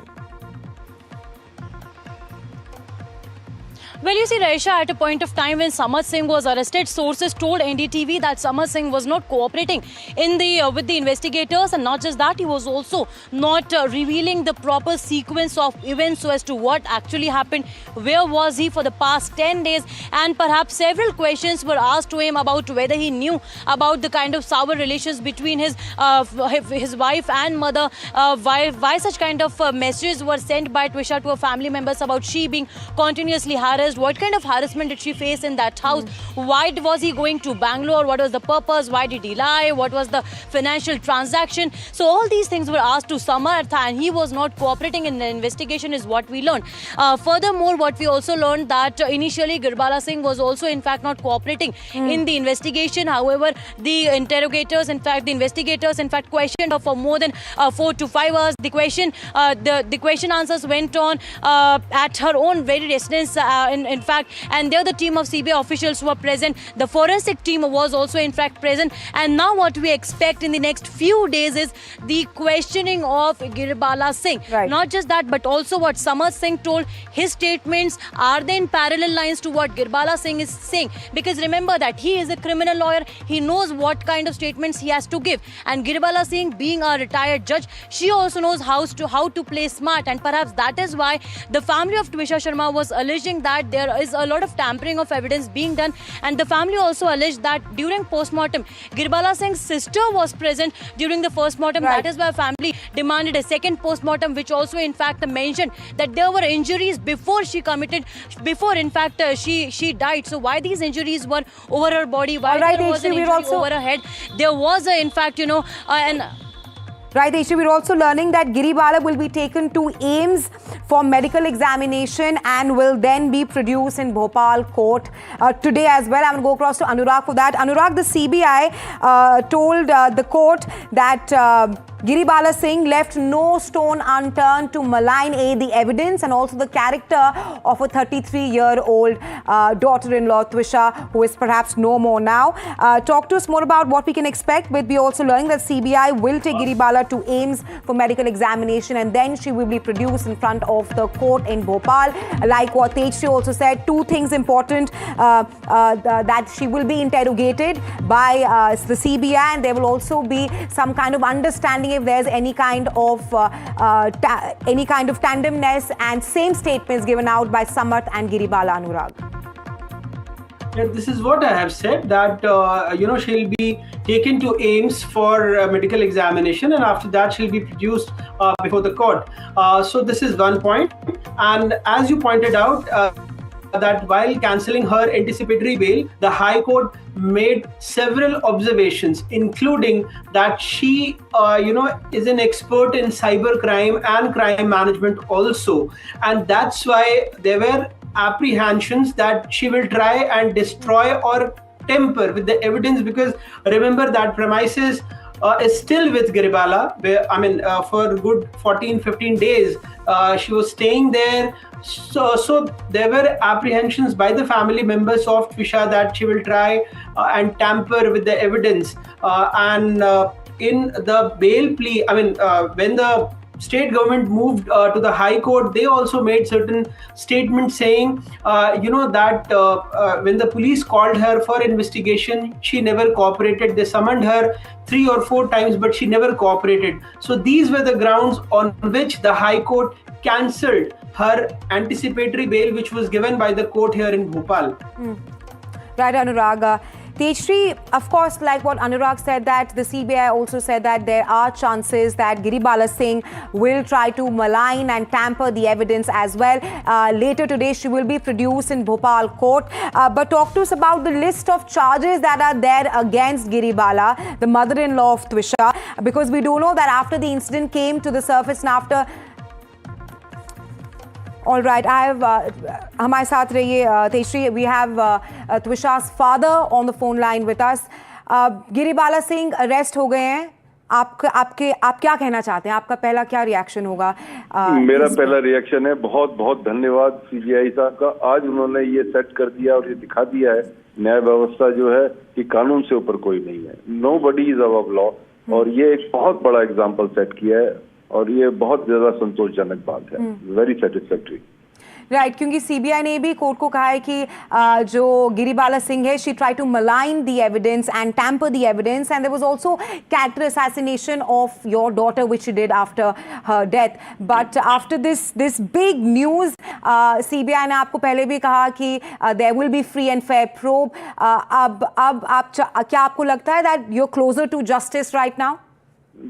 हमें पूरा भरोसा है हमारी सर्वोच्च न्याय CBI के ऊपर, जो हमारा सर्वोच्च संस्थान है और प्रेस्टिजियस संस्थान है. हम इस पर गर्व करते हैं और उन्होंने पहले भी ऐसे काफी केसेस को ब्रेक किया है और मुझे उम्मीद है इस बार भी जो है एक बहुत बड़ा एग्जाम्पल सेट होगा और लोगों की उम्मीद बढ़ेगी न्याय के प्रति.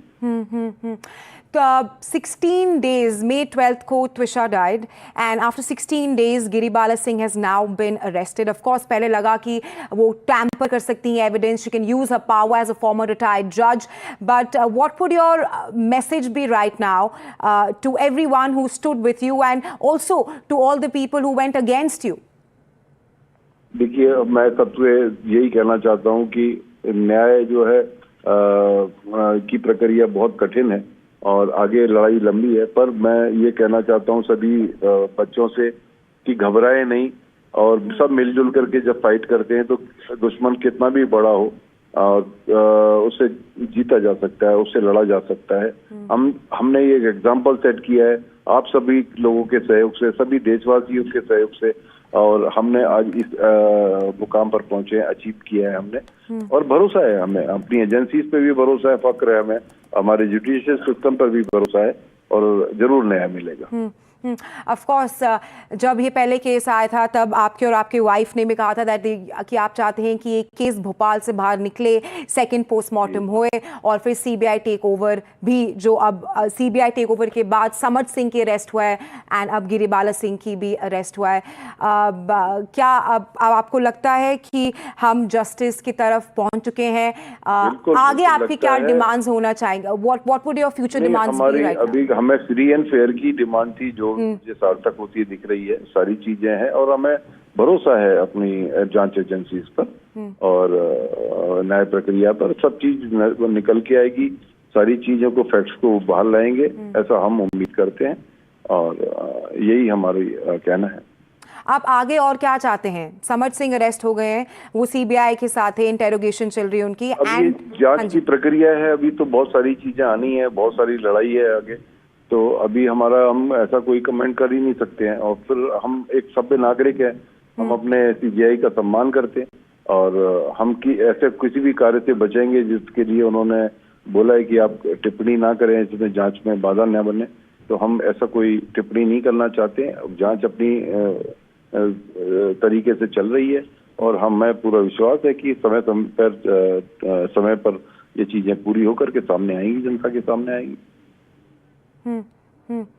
मिस्टर शर्मा, आप फाइनली कब रियलाइज करेंगे कि अब बस हम जीत चुके हैं ये पूरा केस? ऑफ कोर्स आपकी बेटी वापस तो आ नहीं पाएंगी, बट बिल्कुल हम जो केसेस लगे हैं, जिन धाराओं में केस लगे हैं, उस धाराओं में हमें जीत मिले और इनको जो सजा हो वो एक जीत की तरफ बढ़ेंगे. अभी पहला कदम है, अभी बहुत लड़ाई, कानूनी लड़ाई बाकी है, जो लड़ेंगे हम.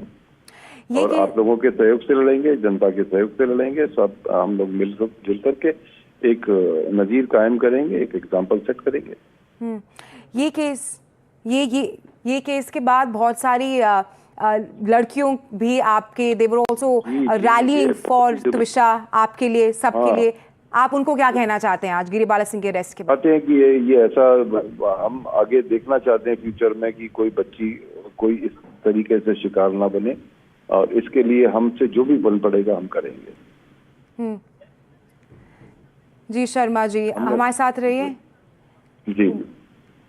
जी Okay, we have more breaking news coming in. Giribala was arrested after more than 6 hours of questioning. Sources telling us 2 eyewitnesses confronted during interrogation today. And after 6 hours of grilling by the CBI, Giribala Singh was arrested. I want to go across to Anurag Srivastava, Twisha's family lawyer. Mr. Srivastava, Giribala Singh has been arrested after 6 hours of questioning. Samar Singh is in CBI custody. We, of course, spoke with Mr. Sharma, Twisha's father, and he seems to be happy and saying that justice is finally closer. But your reaction right now and what perhaps will be the future course of action? See, Giribala's arrest was a much natural thing to happen after whatever happened yesterday in the High Court. And with all the details which have been put up by the Advocate General and Solicitor General, based on the case diary, it was much obvious that the facts which till date were coming out, the actual facts are much more serious, and they indicate towards a more serious offense. So after yesterday's rejection of her bail, anticipatory bail, it was but natural that CBI at some point today would definitely arrest her. CBI had handed over some pointers to the court across the board and mentioning why Giribala's custodial interrogation is necessary. So definitely they have opposed the anticipatory bail. The anticipatory bail order was quashed. Today they interrogated, grilled her, and we were just waiting for the time that the news comes up that she has been arrested. I feel, my gut feeling as a lawyer is that the offense is much more serious, and CBI definitely will get something more in the proper investigation which they conduct now. Right, Giribala was, of course, confronted with 2 eyewitnesses and she was arrested right now. But what will be, from Twisha's side, the case has, of course, been going on. What would be the next course of action when it comes to Twisha finally seeking justice with, of course, both the accused, the mother-in-law and the husband in the CBI custody? And, of course, we've heard how the CBI also assured Twisha's family that there will be a free and fair probe. But what are your next steps? What are you looking at? See, we are at present looking at a very unbiased, fair and independent probe by CBI. We have full confidence on the CBI and we definitely know that CBI would do its job to the perfection, and the real incidents of what all happened on 12th will come out in CBI's investigation. Definitely, after everything is out, it definitely depends upon the trial, and trial will take a bit long time. So final justice would just be awaited till the trial is complete. But trial should be with respect to the actual offense which happened on 12th night.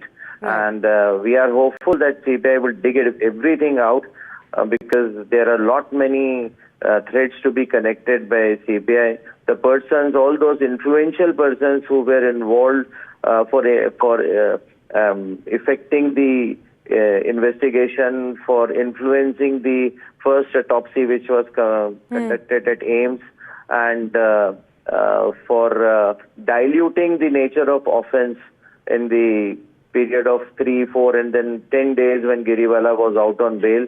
The opportunity she got to eliminate all the incriminating material and evidences present in that premises against her and Samart. So CBI would definitely connect all the threads, and we are hopeful that the actual offense which occurred on 12th night will come to light, and they will be booked for that. And further, we also expect a very fair trial to be conducted in this matter, so that they get a proper... Right, Mr. Vastava. Right, absolutely. Thanks very much for joining us on this very big breaking news of Giribala Singh finally now being arrested. All right, on that note, we slip into a very short break. Come right back. News and updates continues here on Prime 5.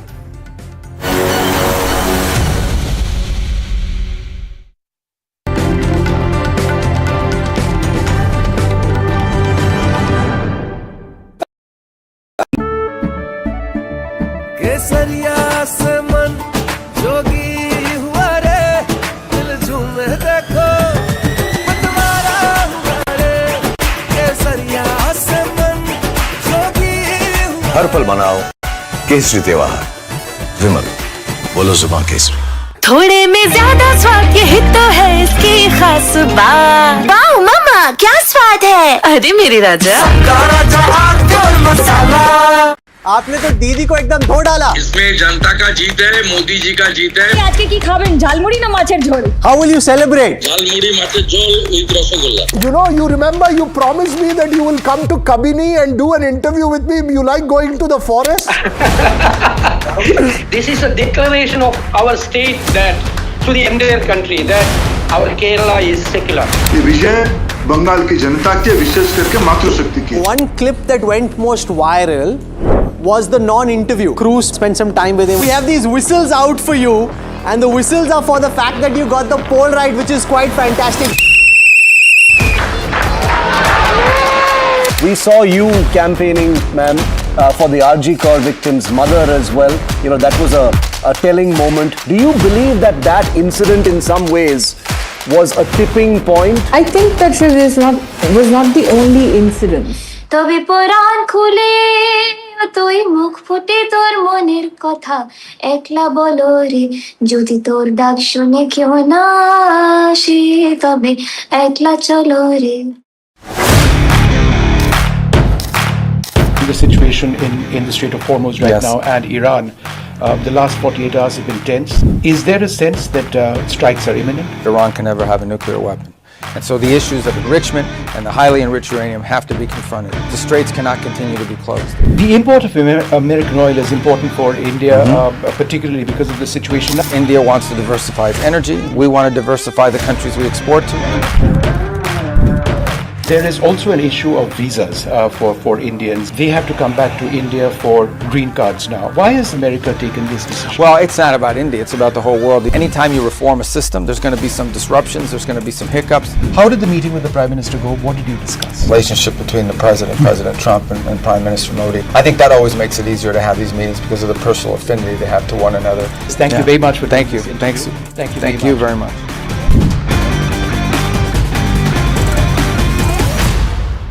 मीठा या नमकीन, चाहे जैसे खाओ, 100% सूजी से बनी are pure vermicelli, स्वादिष्ट, सेहतमंद हर रोज। We at NDTV traveled across the length and breadth of West Bengal. This was the hottest election in all of India. And all of India watched it on NDTV. Why I say this, it could be a big story to enter the Thank you. stories that no one else had. The memorial they have built is not just for Arijit. Houses still bear the scars of bombs that were thrown inside. Moments that gave competition viral fever. हबीब का गुंडा हमला किया। जनता एक गुंडा राज को खत्म करना चाह रहा। बंगाल बचाने का vote. Fight for justice, fight for every woman here. Handouts. When it was anything Bengal, you tuned in only to NDTV. This is the OG of elections. NDTV. What size of fish, what taste of fish you like. The front lines of Kargil. The fury of Operation Sindhu. So many attacks. The chaos and cries of disaster zones. The fighter jet cockpits. And the world's most defining interviews. It's incredible. He has seen history break. Live. Unfiltered. 20,000 hours of live broadcasting. Welcome to Left, Right and Center. Hard facts. War-struck country. Hard questions. In the Ukraine. 30 years of trust. In the Kargil area. North Ukraine. In France. In Italy. At Srinagar. INS Vikrant. Vishnu Shom for NDTV. Vishnu Shom. Only on NDTV. थोड़े में ज्यादा स्वाद यही तो है इसकी खास बात। वाओ मामा क्या स्वाद है, अरे मेरे राजा।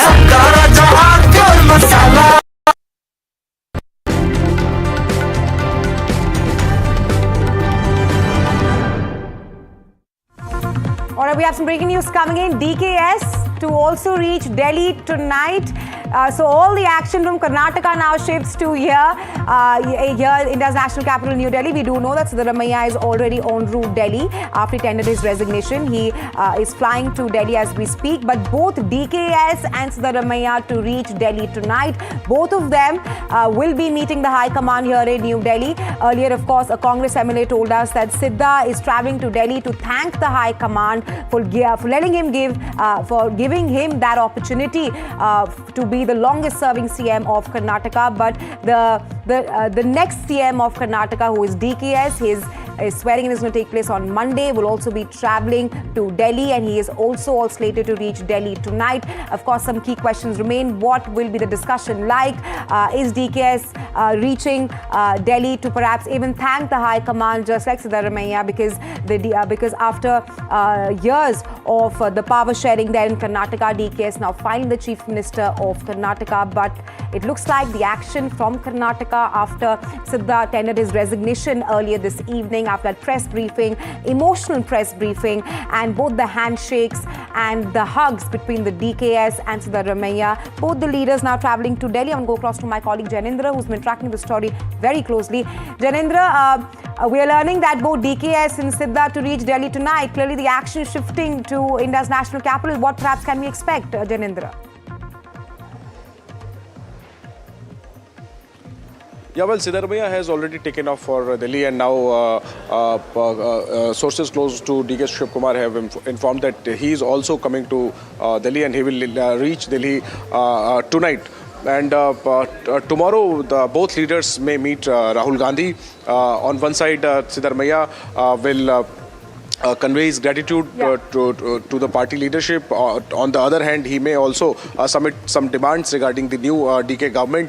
And on the other side, DK Shivakumar may discuss about the minister, about the number of ministers and how to accommodate all regions and expectation of Siddaramaiah. So these discussion may take place tomorrow when both leaders will. Right, I'll have to cut you short there. Both the leaders traveling to New Delhi to perhaps show gratitude to the High Command. But on that note, slipping into a very short break. Come right back. News and updates continues here on NDTV 24/7.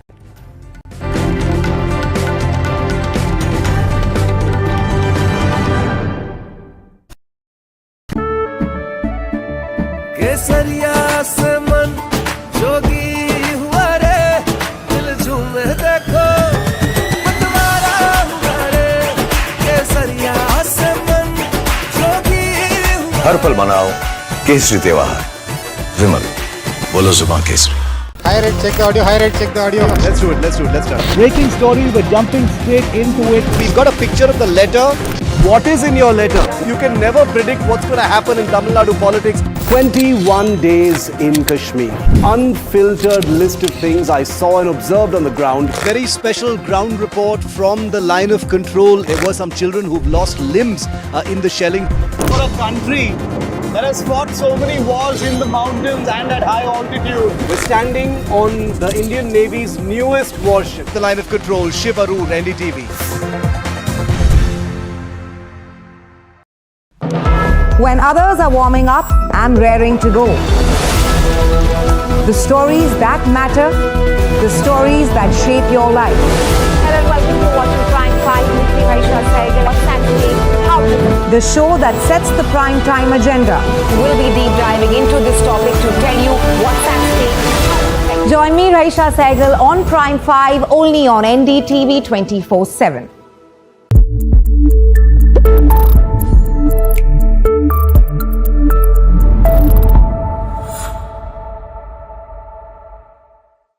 High rate, check the audio. High rate, check the audio. Let's do it. Let's start. Big news that we're breaking first here on NDTV. We know for sure that they have, confirmed their support to him. We've got a picture of the letter. The breaking story, we're jumping straight into it. They do not want to be part of an experiment. Show around and then come to me at the Nehru Stadium in Chennai. Unconditional support. Child killer of TVK is here with us. We've got Mr. Dinakaran with us here. Veera, why aren't you also dancing? Vijay is coming now, TVK chief. Big breaking story here on NDTV. Nobody else has these details. Thank you for all the support. Thank you for the viewership. Thank you for the love. Economy, business, world, technology. Noise filtered, numbers decoded. Insights that rewire your worldview. From governance to growth, we connect the dots.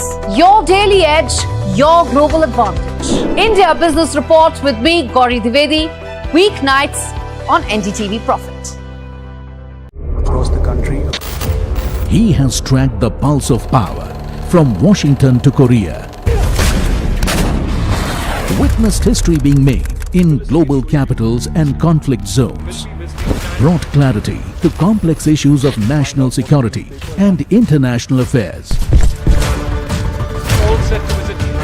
Aditya Raj Kaul, covering international affairs like no one else. Only on NDTV network. Straight from the heart of the newsroom to the core of the stories shaping your world. Join me, Gargi Raut, as I track all the developments as they break. Live from the NDTV newsroom, weekdays at 4 p.m.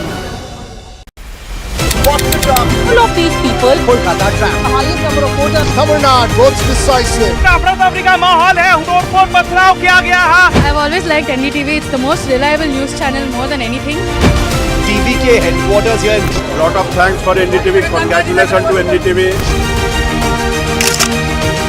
Thank the team for their incredible coverage of the Tamil Nadu election so far. Fast moving, but still relaxed. Informative, but still unbiased. So I really love the channel. I saw Shiv sir and I was really excited to meet him and tell hi. So I'm really happy I met you, sir. Thank you so much. Happy meeting NDTV team here. Thanks for NDTV. Padmisha Joshi. This is Shreya Ghosh. Sandeep Chaudhary. Manogya Loiwal. This is Victor. Tanushka Datta. Sam Daniel. Sita Ramaswamy. Ritu Rajpurohit. Shiv Arur. To all our viewers who've joined us, thank you very much for spending your time, for trusting NDTV. What seems settled for me is unfinished business. So I rewind. I pause. I reflect. I dig until what's buried stands up to be counted. Breaking ground, not just headlines, the meaning behind them. This is Breaking Ground with me, Vedika Sood.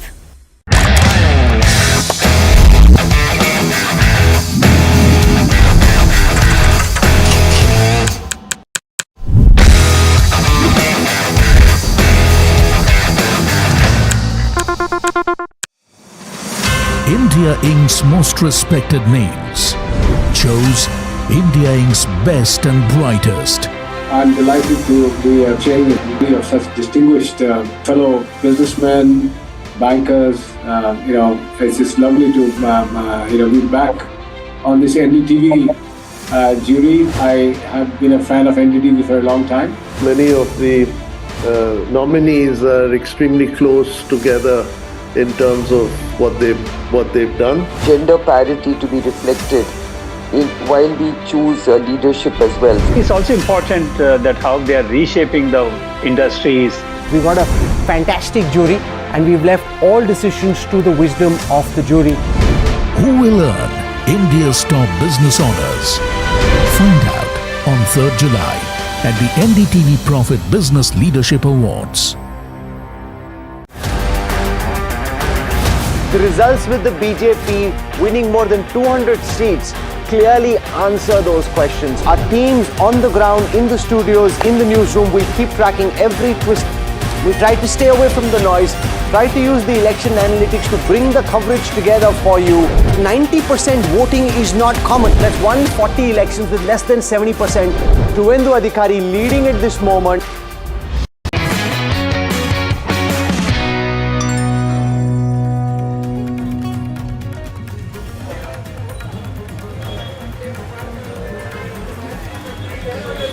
Namaskara, Bengaluru, on a day of history for Karnataka's politics. Namaskara from this beautiful city that has just seen something that a generation wouldn't have expected to see happen. We can call it the Karnataka Game of Thrones, you can call it a change of guard, but this is political history.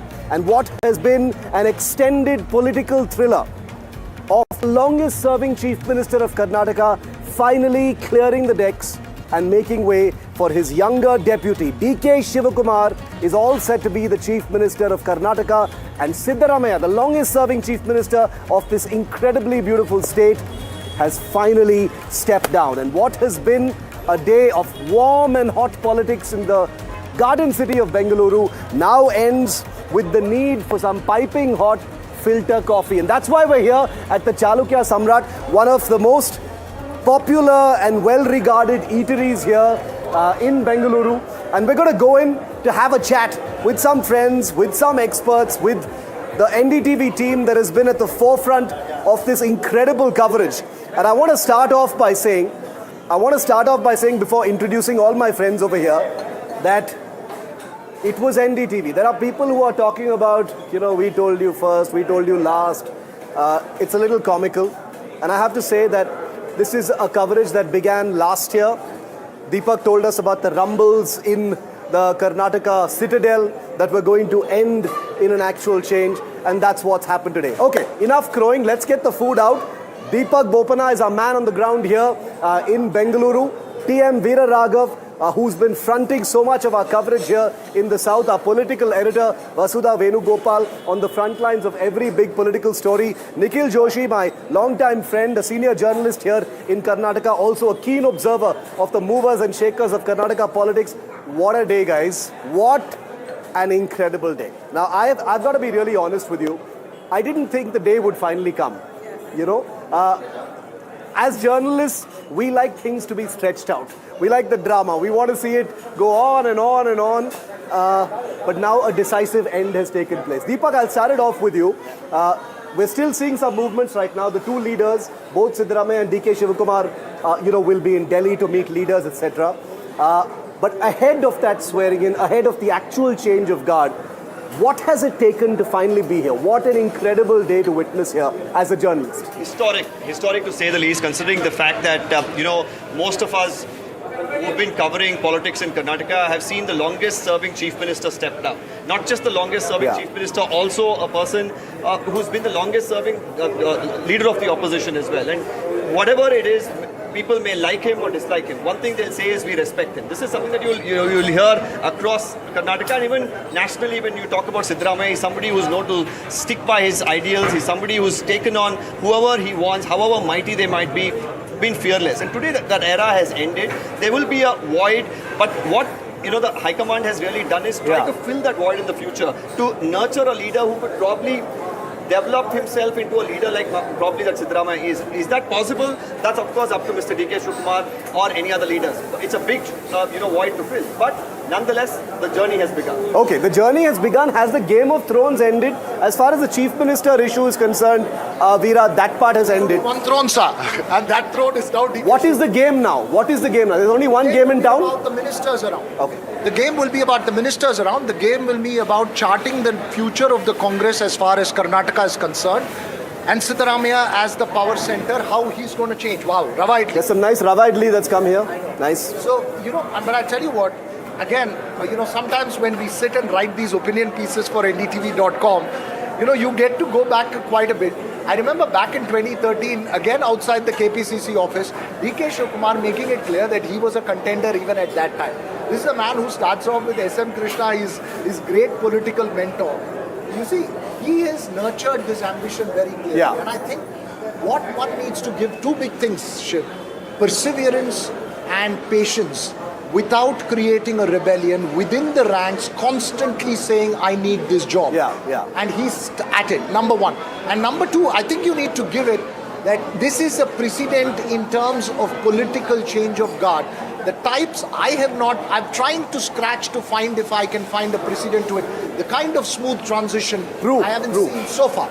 But there will be friction, there will be power plays, there will be different power lobbies. How DK Shivakumar will now manage Siddaramaiah. Siddaramaiah managed DK Shivakumar last 3 years. Now it's going to be the other way around. Will manage Siddaramaiah will be the key question. Very interesting. So the game continues a little bit in terms of ministries, in terms of births, etc. Vasudha, how do you foresee the next 1 week? You're going to see the swearing in. You're going to see the mini kingdom thrones game over cabinet births, etc. What you've been reporting is that it's going to be a completely refreshed, ministry here in Karnataka as well. what will you be looking out for the most? And the people of Karnataka are watching, because there's also a sense of fatigue among the people of Karnataka. They're saying, look, drama is over. Can we get back to governance and decisive leadership now? But who's going to get ministry is very important. Shiv, I'm just reminded of DK Shivakumar sitting in Karnataka Assembly reciting Namaste, Sada, Vatsale, Matrubhumi, and he actually sang like one whole paragraph of the RSS anthem, and then he said that this is me knowing who my rival is. I study my rivals very closely. So I think what he did was he also knew, the limitations of Siddaramaiah. He also knew what the High Command wants. Command clearly wanted reassurance. It wanted trust. It had seen too many people like Jyotiraditya Scindia, several other, Himanta Biswa Sharma, who actually got rewarded by the BJP in large measure. They were just hoping for loyalists who also, were willing to who also had the stamina to work with them. DK Shivakumar proved to be that person, hence he's being rewarded. I think that's why, that thing comes to my mind, because I also think, while we talk about Siddaramaiah being very astute, I think DK Shivakumar has also shown, like Veera said, persistence. He's a congressman, he kept saying it, and today he's going to be the Chief Minister of one of the most important states. I like how Veera's already started eating, by the way, guys. We've got some lovely Rava Idli here.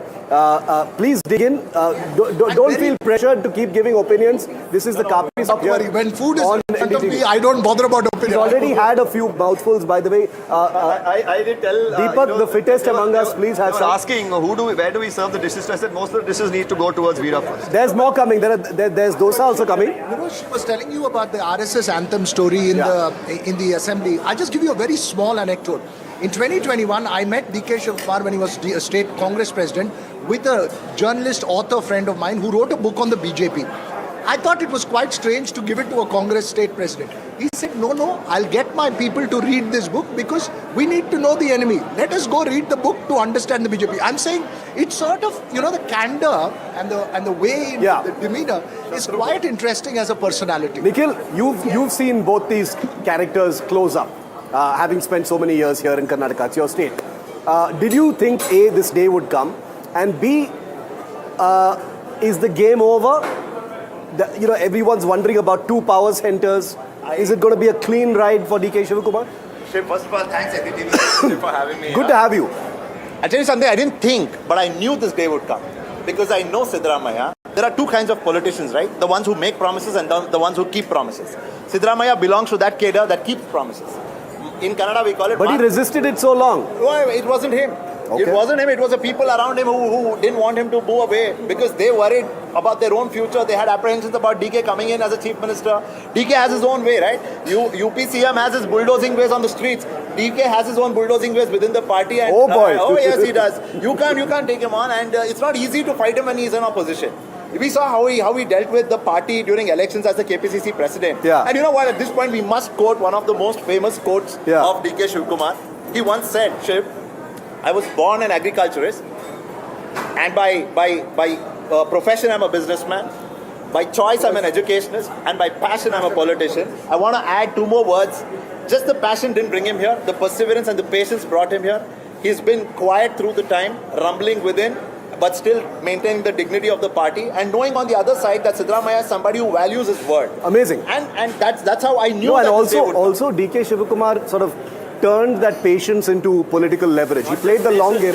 But and also he did speak about prarthane. That means the prayers really played a big role. Nikhil has just said DK Shivakumar has his own bulldozing ways. Is that a worry within the Congress, within the government, within the system, that it's a completely different animal now who takes over as Chief Minister? Well, for the Congress, with the kind of juggernaut that the BJP has been, you need a strong leader. Somebody who can say, well, I'm going to stand against anybody who's going to think that they can just... Siddaramaiah knew how to put the ball in the BJP's court. Yeah. But you should also understand that 2023 shift, for all of us who covered it quite closely, you know for a fact that Congress at that point in time was struggling across the country, and to get the kind of result that Karnataka gave them, that thumping majority.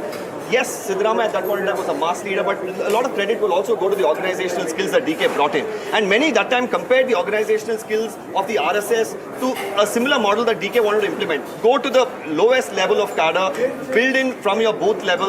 This is the organizational structure that he really focused on. So, but he has his own ways. Yeah. So that is something that many people will have to cope with, and every personality will bring that. Can I just say a word about the High Command?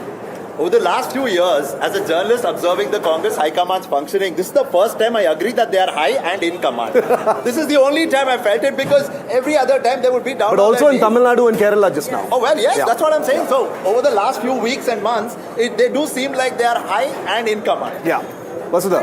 Shiv, talking about High Command, KC Venugopal tweeted today just now, party above self, people above power, because for the Congress party, the party is our family and people are the purpose. I'm inclined to think that this is also for himself, because he he lost the position of the Absolutely, 100%. But this, and he's tweeted those pictures of Siddaramaiah and DK Shivakumar. I think just to add to your point, there are times when Congress changed the chief minister. We saw what happened with Channi and Amrinder Singh. It lost. Then when it did not change the chief minister, be it in Chhattisgarh, Bhupesh Singh Baghel or Ashok Gehlot, it lost. So for the Congress party, it has been losing elections despite taking decisions which are either way, right? Yes. But they didn't want a Rajasthan here, isn't it? Exactly. So that's why the shift has happened 2 years ago, 2 years before the elections. The difference with Karnataka, and I think it needs to be pointed out, is that Channi, in other cases, there was a crisis in the party. There was a rebellion, there was a revolt, there was a need to contain that. Even in, for instance, in the Ashok Gehlot case, it came to a level where Sachin Pilot was virtually going to down the earlier government and then form his own government, right? So here, I think the fact that there are two very important things about DK Shivakumar. I mean, when he says loyalty, I mean, when does he become Congress president? He becomes Congress president after the ED raids and the arrest. When he turns around and says that I will not let go of the Congress, and he keeps, his big calling card has been this loyalist thing. Now you have loyalists like Ramesh Channitala and others who are eternal loyalists who never get rewarded. Here, he remained a loyalist. He kept mentioning he's a loyalist, but he kept reiterating that I'm not to be... No, he kept the plan alive. Yeah. It was always in the headlines, which is why, there were those who believed that the Karnataka Game of Thrones was too much drama. Look where we are right now. Yes. Look at what, the last 48 hours completely vindicated on a story we went out on a limb about.